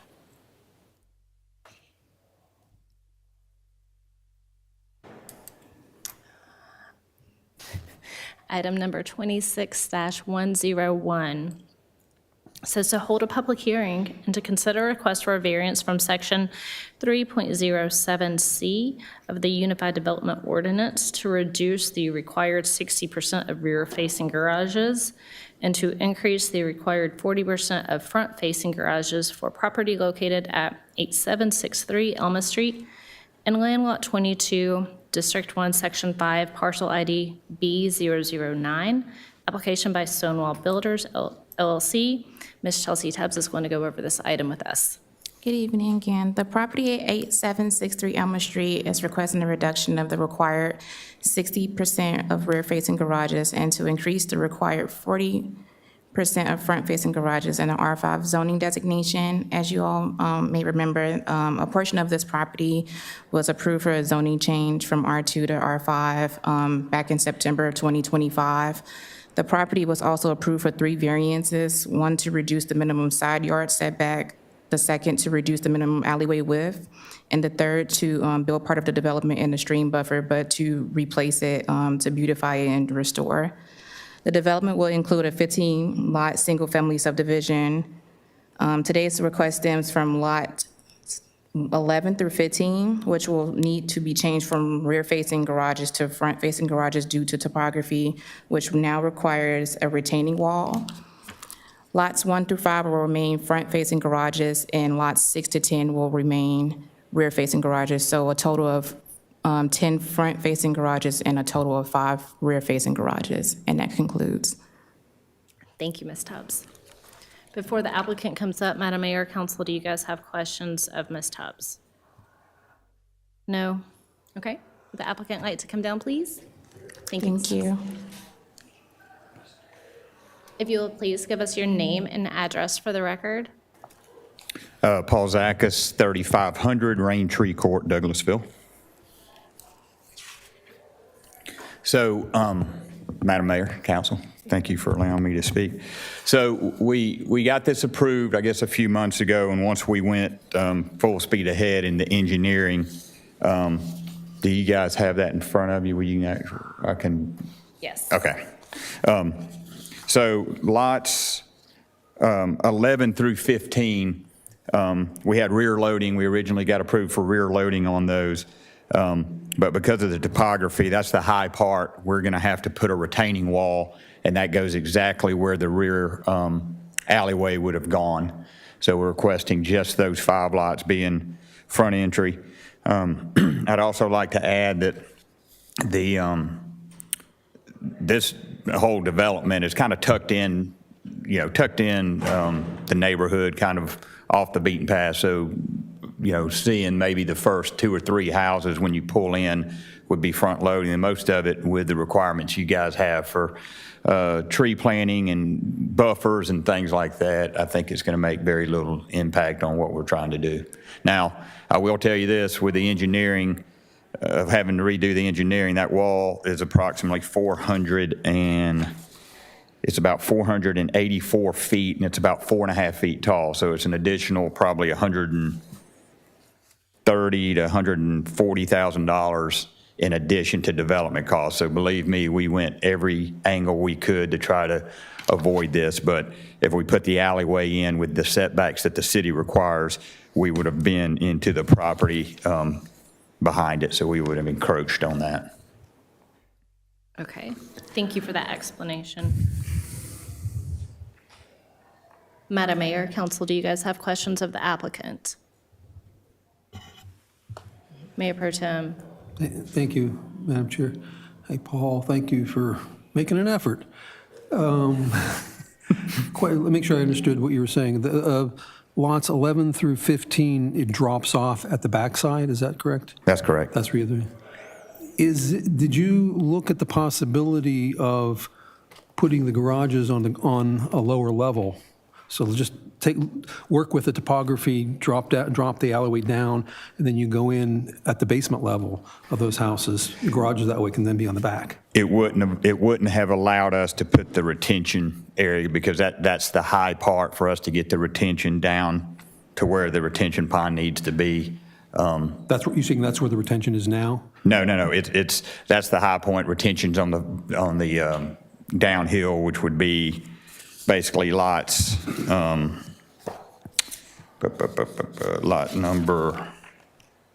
lot 5 and lot. So it's on that lower part if you've got the final plat. So Can't really read the numbers. Is that topography going down at that point or going up? yes, That's it's going down left to right. Correct. Okay. And if we would have put the alleyway in and tried to build the wall to go lower, we're going to encroach with the requirements that you guys want a setback on the wall. We would encroach on the property behind it. I see. Yeah, that's what I'm trying to look at this as there's a potential solution in there I'm trying to see if there was a potential solution. You're saying that the retaining wall, did you look at that as a possibility to put a lower level? Yeah, and it was a no from the engineer. What do those engineers know? What's that? What do those engineers know? Some of my best friends are engineers. Okay. Okay, well, I'm glad to hear that you at least investigated that possibility. Yeah, and look, again, the alleyway was way cheaper than the wall. So I assure you, we wanted to put the alleyway in, and with a 15-lot subdivision, losing 5 lots kills the project. We had a 100-lot subdivision, and I lose 5. It's it's not fun, but it doesn't kill the project. So losing 33% of them we just wouldn't be able to do the project. If you could have made it work, it would have saved you at least a little money on the side in terms of the footprint of the building. I mean, add a little on the structural side, but having a smaller footprint would have saved you a few bucks. I mean, I'm wondering if you, what's your setback? What's your front setback on these houses? I'm not sure. Dana probably. I'm wondering if you sought a variance on the front setback and pulled the houses closer to the street, that might give you that room in the back. We tried that as well. Fold again. But then you would lose your yard then we space, get in- Mayor Pro yeah, Tem. sorry? Then you would lose valuable yard space. Yeah, well, yeah, that it depends on what you're looking for. homeowners enjoy. I mean, it's a trade-off, though. Sometimes people like to have a porch close to the street, too, so, and not cut grass. So, but I'm glad, once again, I'm glad to hear that you looked into that. So, yeah. 15 feet's the setback, okay, yeah. So still wouldn't be even enough. if you gave me a 0 lot line in the front, it wouldn't work. Really? Okay. Yeah. All right, I'm glad, like I said, I'm glad to know that you investigated that, so, Yeah. okay. Believe me, when he told us what the wall would cost, we went back and forth, and those guys charge by the minute, I think, when you talk to them. So he charged accordingly. Understood. Okay, thanks, Paul, appreciate that. Thanks, Madam Chair. Thank you. Thank you so much for that explanation. It sounds like you guys have really put your thinking caps on and looked at this from every angle that you possibly could. And I really do appreciate that, being as how it is in our downtown and essentially in my backyard. Mayor and council, any additional questions of the applicant? Okay. You guys, at this time, this is a public hearing, so let's go ahead and open up that public hearing. If we have anyone here who would like to speak this evening, either for or in opposition to this item, if you'll please come down and give us your name and address for the record. And if we don't have anyone, let's close out the public hearing. God, these have been the best public hearings tonight. Okay. Were there any questions that Mayor and Council had that we wanted to get before Monday concerning this item? Okay, with that being said, then we'll take that item up on Monday. Thank you, guys.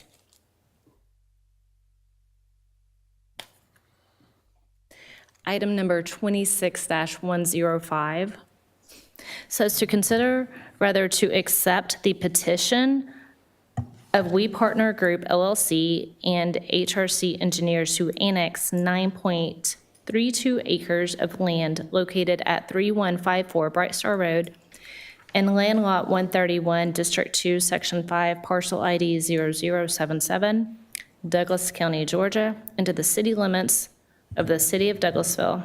Mr. Gray, can you tell us about this, please? Yes, I can. My pleasure. Again, this is to accept and to move this item forward to Douglas County for review for an annexation. The applicant is proposing to develop a 67 townhomes with that particular lot. They're also proposing 151 parking spaces, but they're giving 280. This parcel that is located in the county is zoned residential low density, and the applicant would like to rezone to PRD, which is Planned Residential Development. And that concludes. Thank you, Mr. Gray. Can you tell me the outlying area that the city has around that? What is our future land use map for that area surrounding? Boy, I knew this. I had it written down.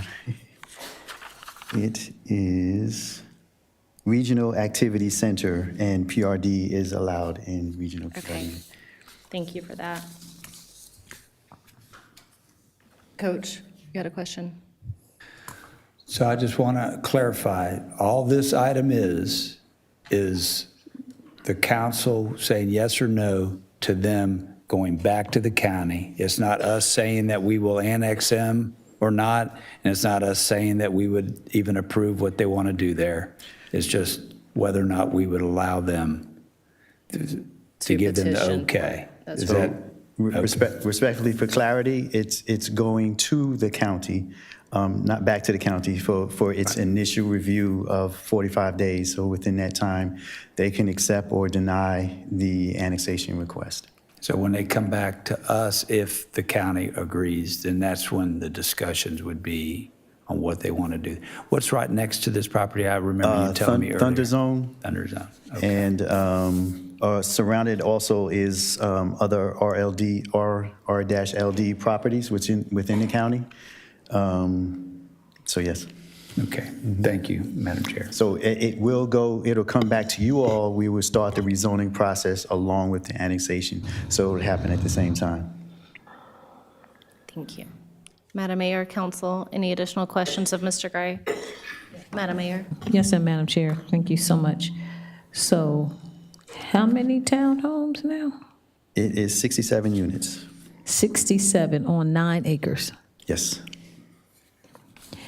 And the request is for us to accept the annexation request. Correct. But if we don't accept the annexation request, it stays at the county. Why won't they do it in the county? What's the problem with having this development in the county? I do not know specifically, but I can reach out to them to let you know why they're choosing the city. Okay, all right. Thank you for that. Mr. Gray, is the applicant here? Yes.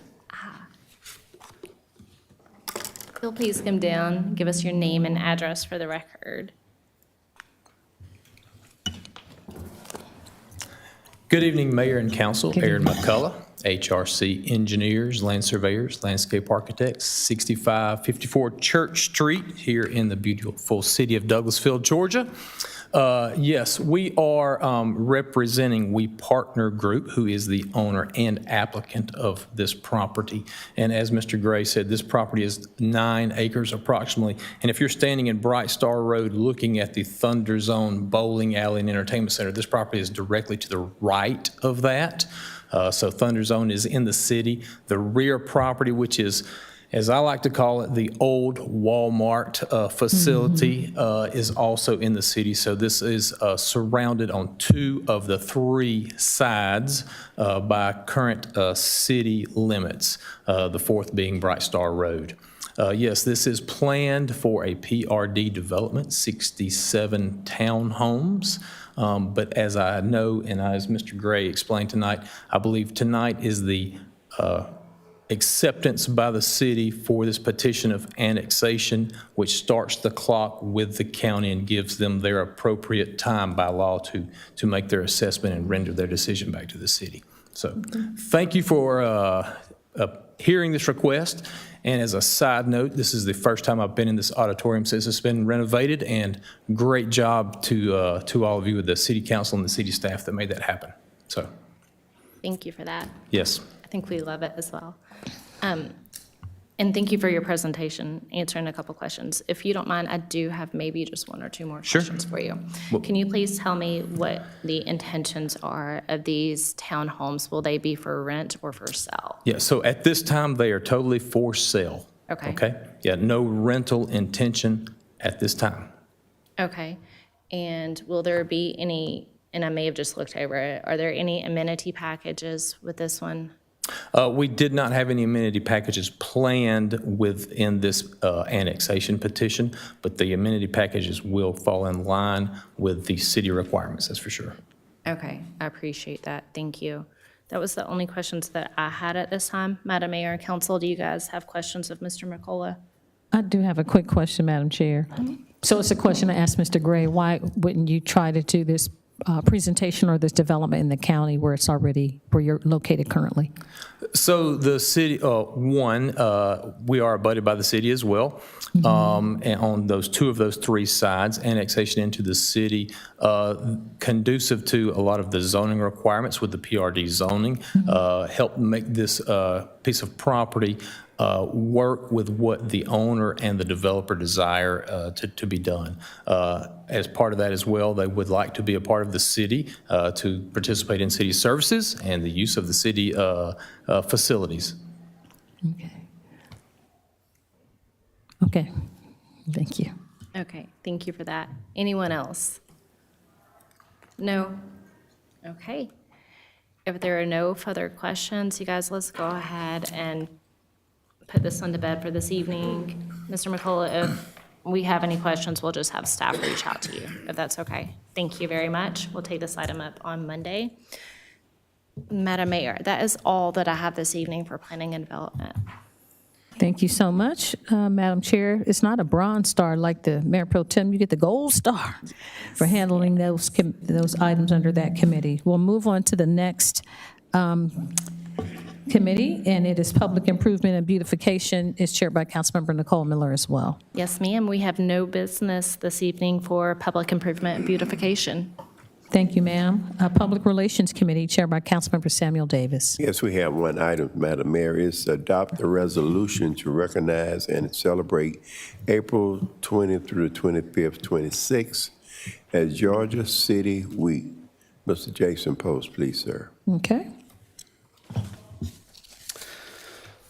Good afternoon, Mayor and Council. Jason Post, Community Relations, 6758 Spring Street, I think. As you know, Georgia Cities Week is a celebration of the Georgia Municipal Association to highlight the importance of cities and city services across the state.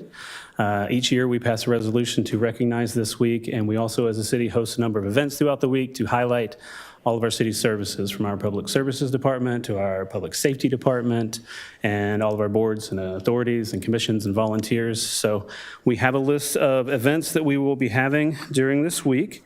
starting on Saturday, April the 18th, with our Earth Day extravaganza, which will be at our new recycling center.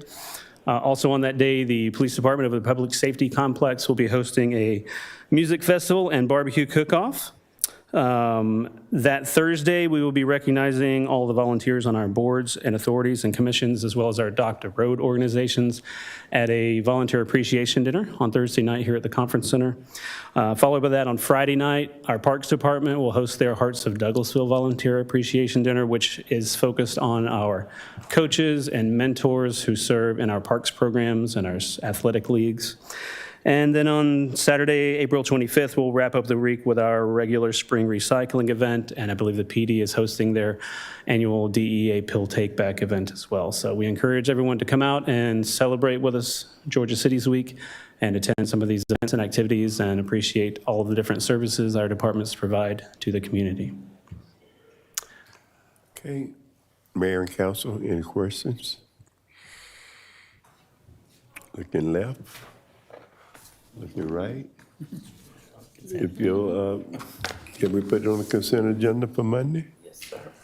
Right, thank you, that's all I have. Thank you. Thank you so much, Councilman Davis and Director Post. We'll move on to the next committee, which is Public Safety Committee, chaired by Councilmember Howard Estes. Thank you, Madam Mayor. We You're have welcome. one item this evening. Yes, sir. Consider a request for the alcoholic beverage licenses for retail package sale of wine and malt beverages at the following establishment. Proposed licensee, Stead Rock Properties LLC, DBA Street Corner Urban Market, location 1851 Market Street, Douglasville, 30135. Proposed agent outlet manager, I think I'm going to say this right, Kari Miller. The required fees have been paid to the Finance Department. Mr. Miller, come forward and tell us about your plan. Good evening, Madam Mayor, Council. evening. What's your name and address for the record, please? Yes, Kareem Miller, 3217 Blackley O, Douglasville, Georgia. Yes, so my business is Stead Rock Properties LLC, and we brought into a franchise, Street Corner Urban Market. We look at it as a crossbreed between 7-Eleven and Whole Foods. So it's an upscale convenience center located in the Resia Market Street area. So it's close and adjacent to apartments and also residential area. We serve hot food, beverages, candies, and proposed the beer and wine. Thank you, Mr. Miller. I can say this is right next to Tributary, and Yes. our community is very excited about this. Can you talk a little bit about what training your staff will go through to make sure you're following all laws for sales of alcohol? Sure. So we basically have 3 tiers of training and processes. Our first tier is orientation, where we talk about the sales of alcohol, and only you have to be 21 or older to sell, and how to look at card IDs. And we also have a display that has the age and the date that you'll have, to show your ID. And the last tier that we have is also, we have a scan ID. So in our point of sale system, you cannot sell alcohol, tobacco without scanning the ID. They did have an override on that if you were 30 over that you press. I disabled that. So we cannot sell. The process is we cannot sell at all unless you have an ID, a valid ID, being 21 years older. Wow, I had not heard of that. That's great. Madam Mayor and Council, anybody have any questions? I don't see any. I have one more question. Yes, sir. When are you going to open, assuming this gets approved? So we have our soft open will be this Saturday. We'll be open from 10 a.m. to 7 p.m. So everybody's invited. I'm going Please to be come out of town or I'd be there. Oh, okay. And we'll probably have a grand opening a little later, but our official date for opening is going to be this Saturday. Very good. Space next to where Oz used to be? Okay. So. No, it's at the corner of the new building, Oh, in the new building, okay. closest to the Just Love coffee shop. Correct. Okay. And I know you've had some issues getting construction finished and everything over there, so congratulations at getting to this point. Madam Mayor, yes. Thank you, Mr. Chairman. Thank you so much for coming to present to us, Mr. Miller.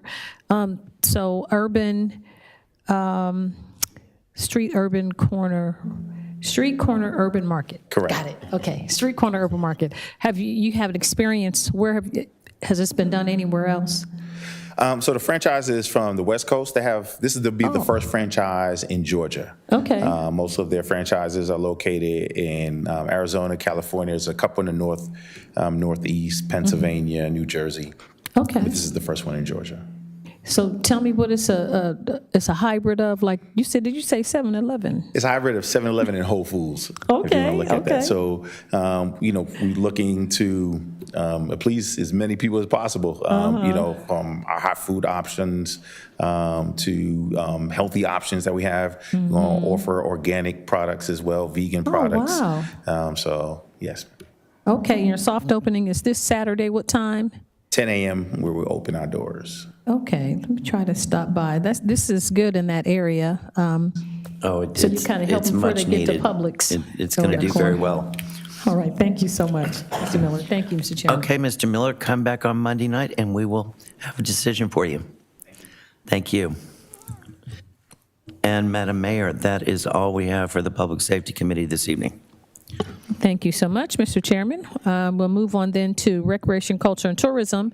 That's chaired by Councilmember Chris Watts. Thank you, Madam Mayor. We You're welcome. have two items to discuss tonight.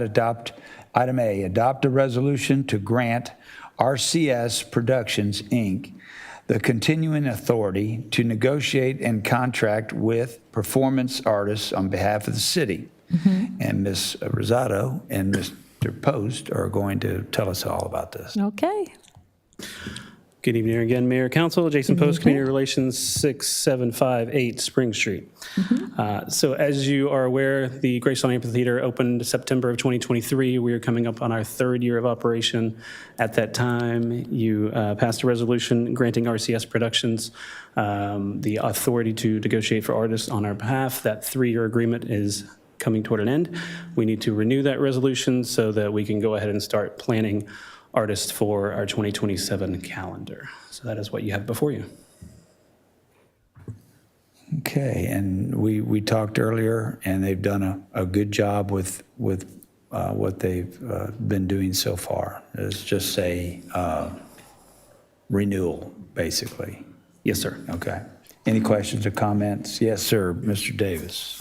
Mr. Post, did we receive any refund from RCS Production during the time of the rainouts and cancellation period? I'll let Mr. Rosado answer that one. For, excuse me, for our rained, Samantha Rosado, 6700 Church Street. For our rained out concerts, those were insured. And so we still had to pay artists, we still had the catering, we still had staffing. And so all of that was insured, and then we just had to pay out the deductible, and then we received the rest of the monies back. Did they give us, what, do you know the fee that they gave us back? Each concert was different just because the amount we pay for excuse me, the amount that we pay for insurance depends on the total amount of the production that was. And so it just differed on a case-by-case basis, but I can provide those numbers to you. Okay, so on several different occasions, so we get refunded, so get some money back, right? Yes, sir. And then the 2026 concert, the whole series so far has already been insured as well. So we have an event cancellation insurance on all of the concerts. Okay, so have we put this out for bid?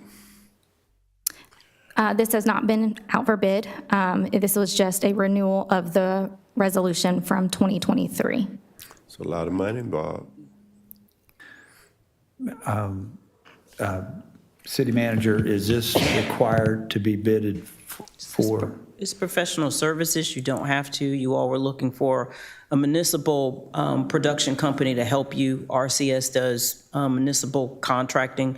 Mr. Post can give you some information on companies that he researched based on request. So we have that information if you all would like to do that. we can go and receive that, we can go and get that information for you. One, I don't know if that's necessary unless somebody else wants it, but earlier you told me the job that they have done so far has, among other things, freed staff up from a lot of, so go ahead and just describe that to council.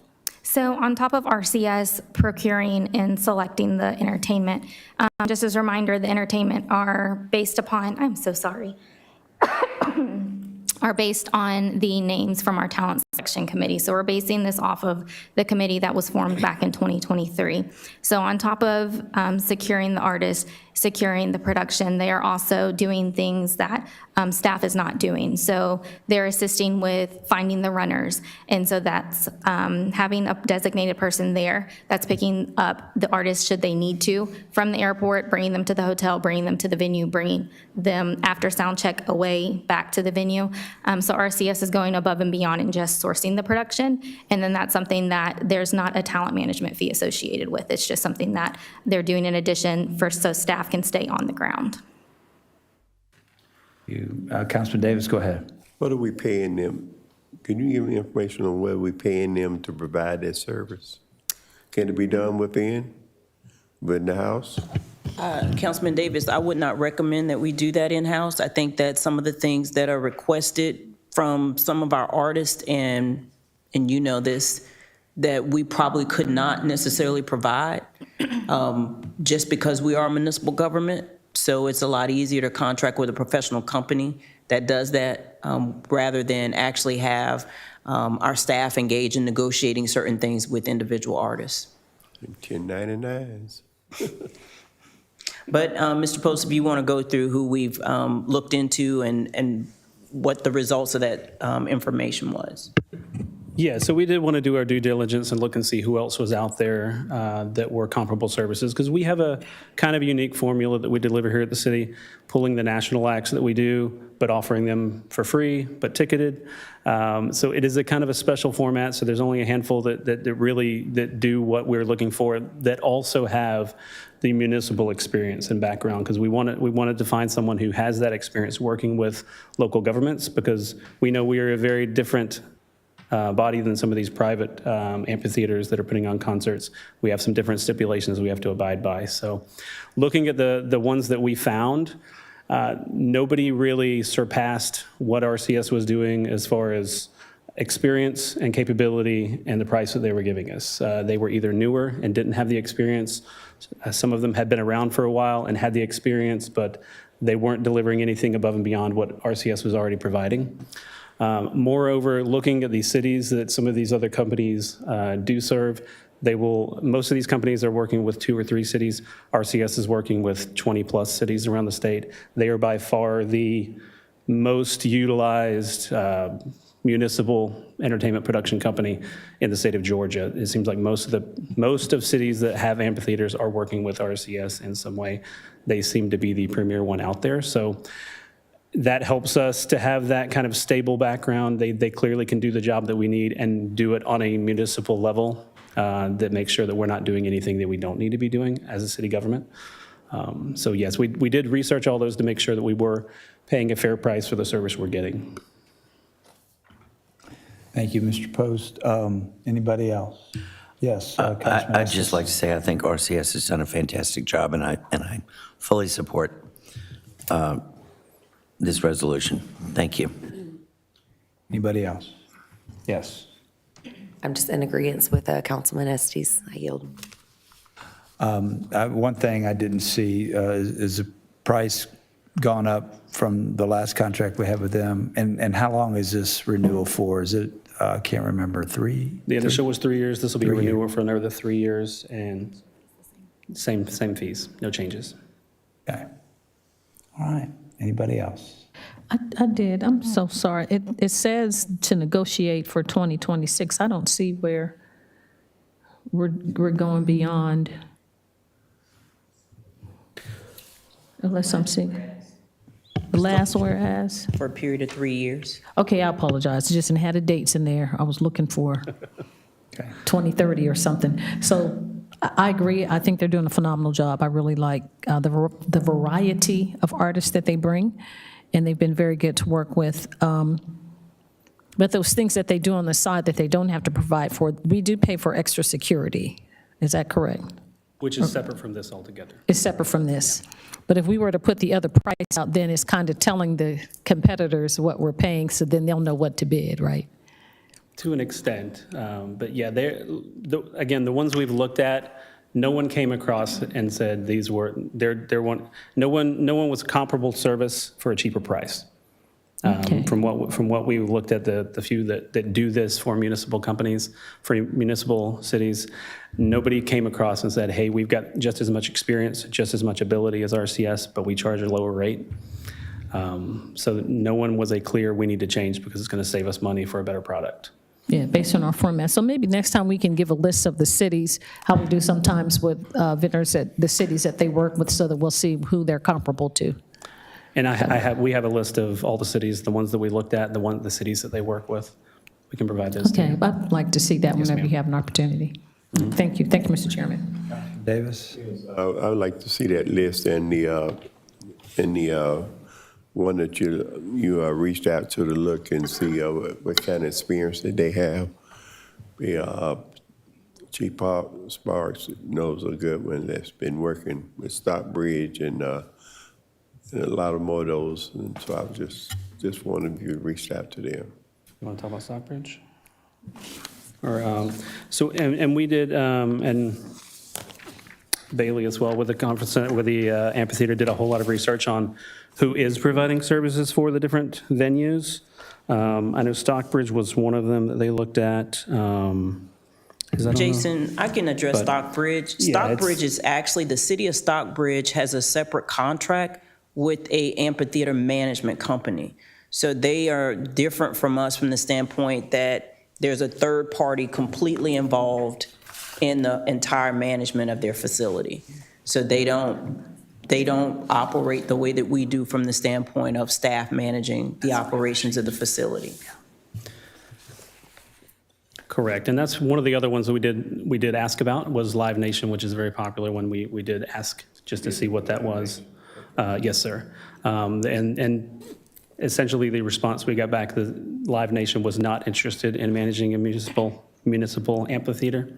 That's not really the formula that they do. For the most part, they come in and they take over an amphitheater and they manage it, they run it, they program the shows, they sell tickets. We would fully lose control of the venue entirely. So they had no interest in our facility. Yeah, our amphitheater is in a park. It So is. it's a park with the amphitheater in it, not just an amphitheater. Yes. All right. Any other questions or comments? I'd just like to say that since this is not an item that has to go out to bid, as city manager explained, I do appreciate the fact that y'all did your due diligence, looked at other, did some investigating, and it seems like we're getting pretty good services for them. I appreciate y'all's recommendation on that. And with that being said, if there are no other questions or comments, I'm going to ask that this be placed on the consent agenda for Monday. If everybody's all right with that? Yes, and we're going to move right along to item B. Thank you, Mr. Rosado and Mr. Post. Item B, adopt a resolution in support of the city's congressionally directed spending, CDS, request for the revitalizing the community with an innovation hub project submitted to the office of U.S. Senator John Ossoff and authorize the mayor to sign all documents related to the grant application. And our new Parks and Recreation Director, is this your first time as director? All right. Well, Sahara Thrasher will give us the details on this item. Shahar Thrasher, Parks and Recreation, 8828 Gurley Road. So this is a part of the application for the congressionally directed spending grant, which is the city, we're requesting about $1.4 million for revitalizing the outdoor area of the Innovation Lab, which was previously the Boys and Girls Club. Some of those renovations will include sidewalks, upgrading the pickleball court that's outdoors right now, and ADA accessibility, lighting and electrical, outdoor security systems, and as well as including some funds for design, engineering, permitting, and professional services. The grant does not require any city funds. It is just additional recommendations that the grant has because it's federally funded, including some of the things is the Build Back America. We have to make sure that we are in compliance with those things. So those are additional documents for the city to sign. But there's no other commitment that the city has to make, just adhering to those federal requirements. And any questions? And did I read something that you provided with me earlier, the estimated amount? Could you, what the grant would be for? So we applied for a 1.4 million is what we have allocated funds towards, which will include, the biggest part is renovating the pickleball courts. Right now, they're pickleball, basketball courts, and that'll take a good bulk of the funds. And then also just additional sidewalks, as now we want to make sure that that area is accessible in the park. That is a hot walking area. You see a lot of patrons walking up and down, so we want to make sure they have some access with some sidewalks, as well as lighting, electrical, outdoor security. So this is all of the outdoor portions of the renovations for the facility. None of the projects can begin until the amount the grant is awarded and accepted. And so these were some of the renovations we knew that could be waited for, grant, hopefully acceptance.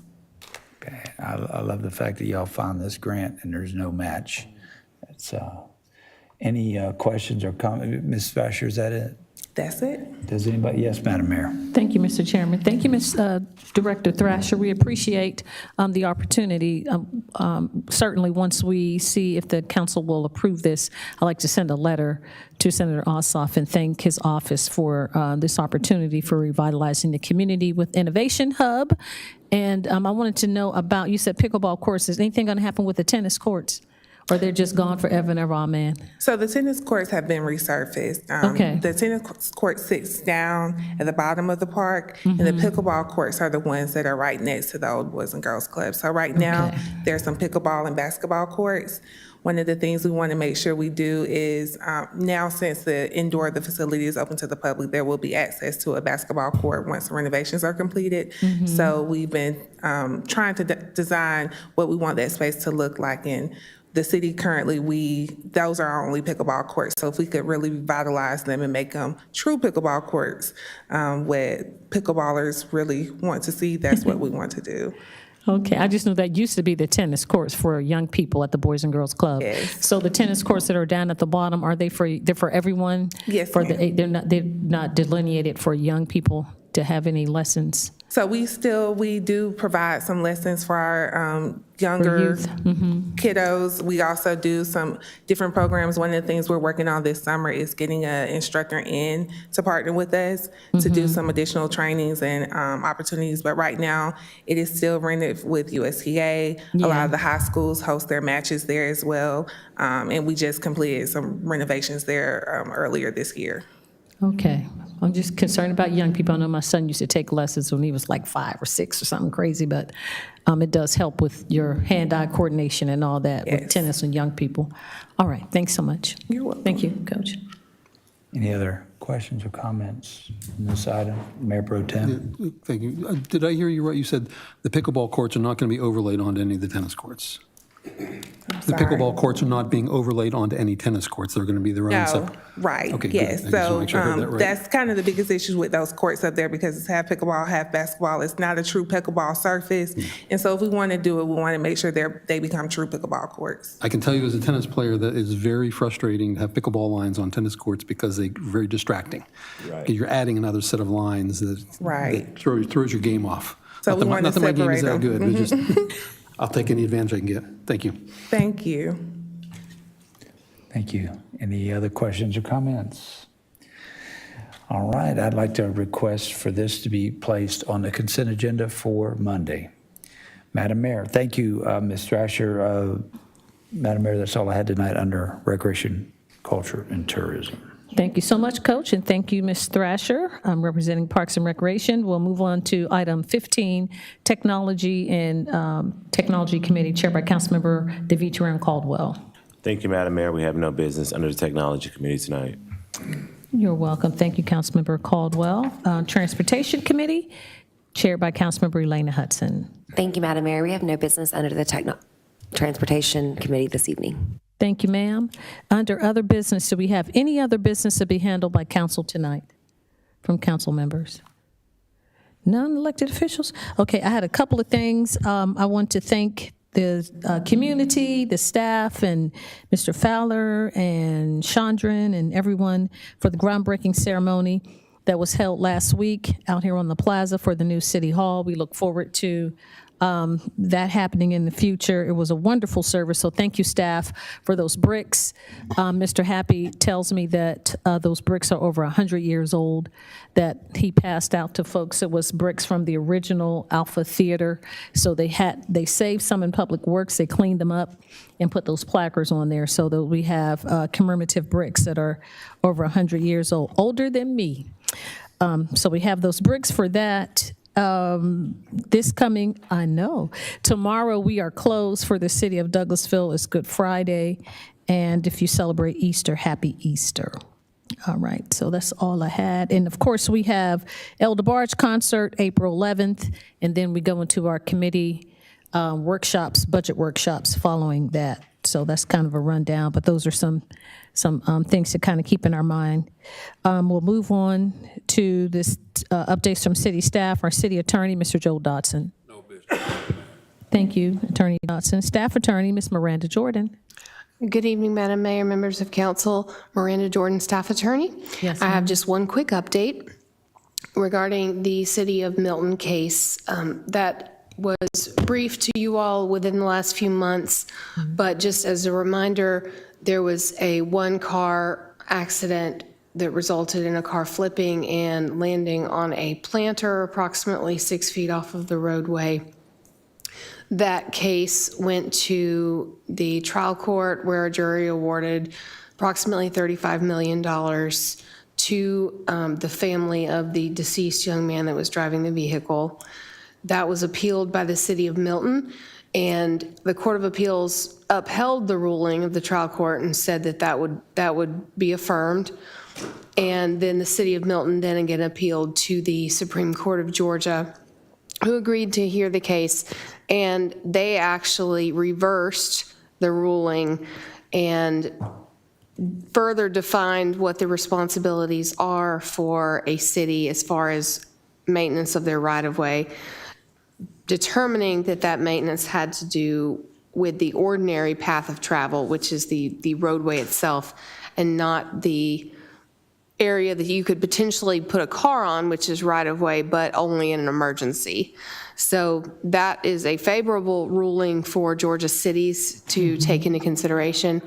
The court didn't address the issue of sovereign immunity as it relates to our state law provision that says if you are a city and you have insurance, then you're waiving sovereign immunity up to that insurance amount. So there could still be some potential liability that the trial court now has to apply this new ruling, but that would only be a liability up to their policy limits, which is obviously a win for Georgia cities, because that would reduce things down to approximately $2 million as far as any potential damages that result from that. But I will update you further, and I'm sure it won't be anytime soon, but as soon as the trial court comes out with that ruling, that I will update you on any movement in this matter. But it was a determination of it was an interpretation of the law that gave a lot more clarity to the responsibility of cities as far as what can exist in the right-of-way and, excuse me, and what responsibility there is for maintaining the actual roadway itself. Yeah, and what is defined as the right-of-way? Yes, ma'am. So that would be any space, and Mr. Dresdo could probably get up here and say a lot more about that than I can. But it's the road itself plus the shoulders, basically, and that can be anywhere from 10 feet, 20 feet off of the side, on either side. It just depends, and that is a variable thing based on which road it is, where it's located. Oh, wow. Who's in control of the maintenance of that roadway, et cetera. So we could give a whole talk on right-of-way, I'm sure, but for the sake of time, it's the shoulder. Yes, ma'am.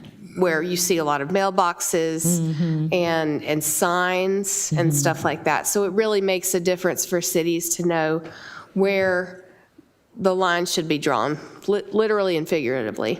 Yes, ma'am. Thank you so much, Attorney Jordan. We were Yes, ma'am. anticipating the outcome of that case. They sued initially for $42 million, so it's great to hear that's in favorable of cities. So move on to our Chief of Police, Dr. Gary Sparks. You know you got a barbecue coming up in April for the police department. I'm going to try to be a judge. We'll see. I got WSA on that day, too. But go ahead, Chief.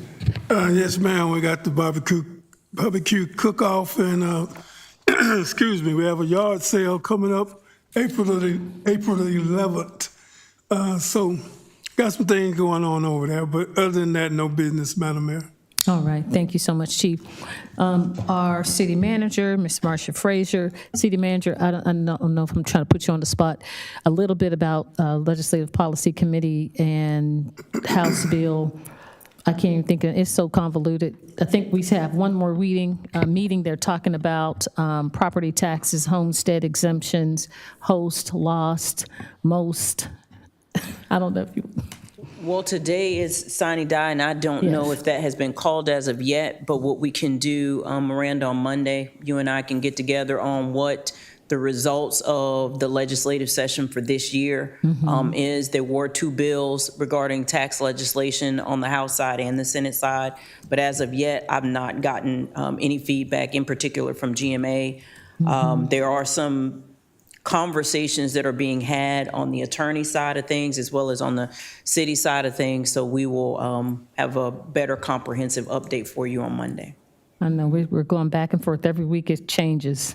Yes, but thank you so much. Do you have anything, City Manager? Only other thing that I have to add is that based on Ms. Jordan's report, we believe that we're in a good position to be able to commence our monument sign program. So unless there are any questions or concerns, the next one we'll do is the one in the New Horizons area. So Ms. Alicia Mann, Mr. Thompson, will have her just come back and refresh your memory as to what we were deciding to do as it relates to that sign. That's all I have. Thank you so much, City Manager. Now is the opportunity for any citizens that may have, do we have any staff reports? Oh, I apologize.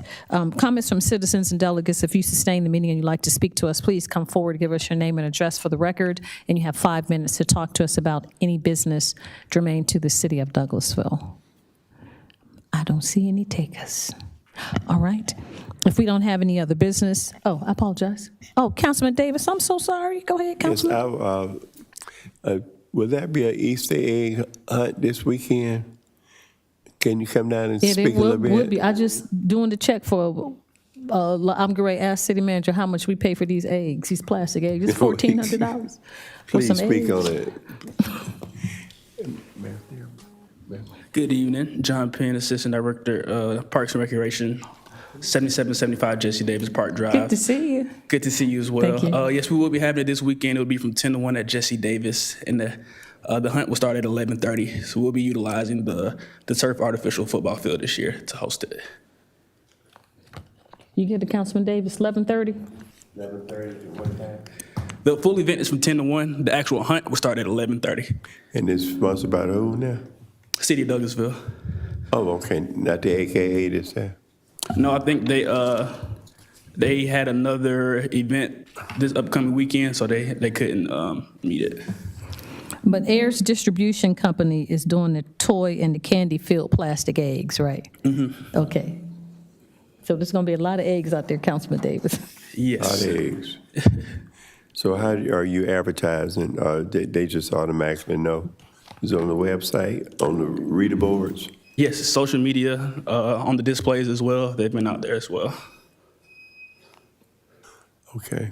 I want to make sure the community knows so the kids can get geared up. I hope so. All right. Supposed to have a guest, but All righty. there he comes. Oh, we have a speaker. All right, citizens and delegates. We have a delegate, former CEO, Michael Thurman. Good to see you.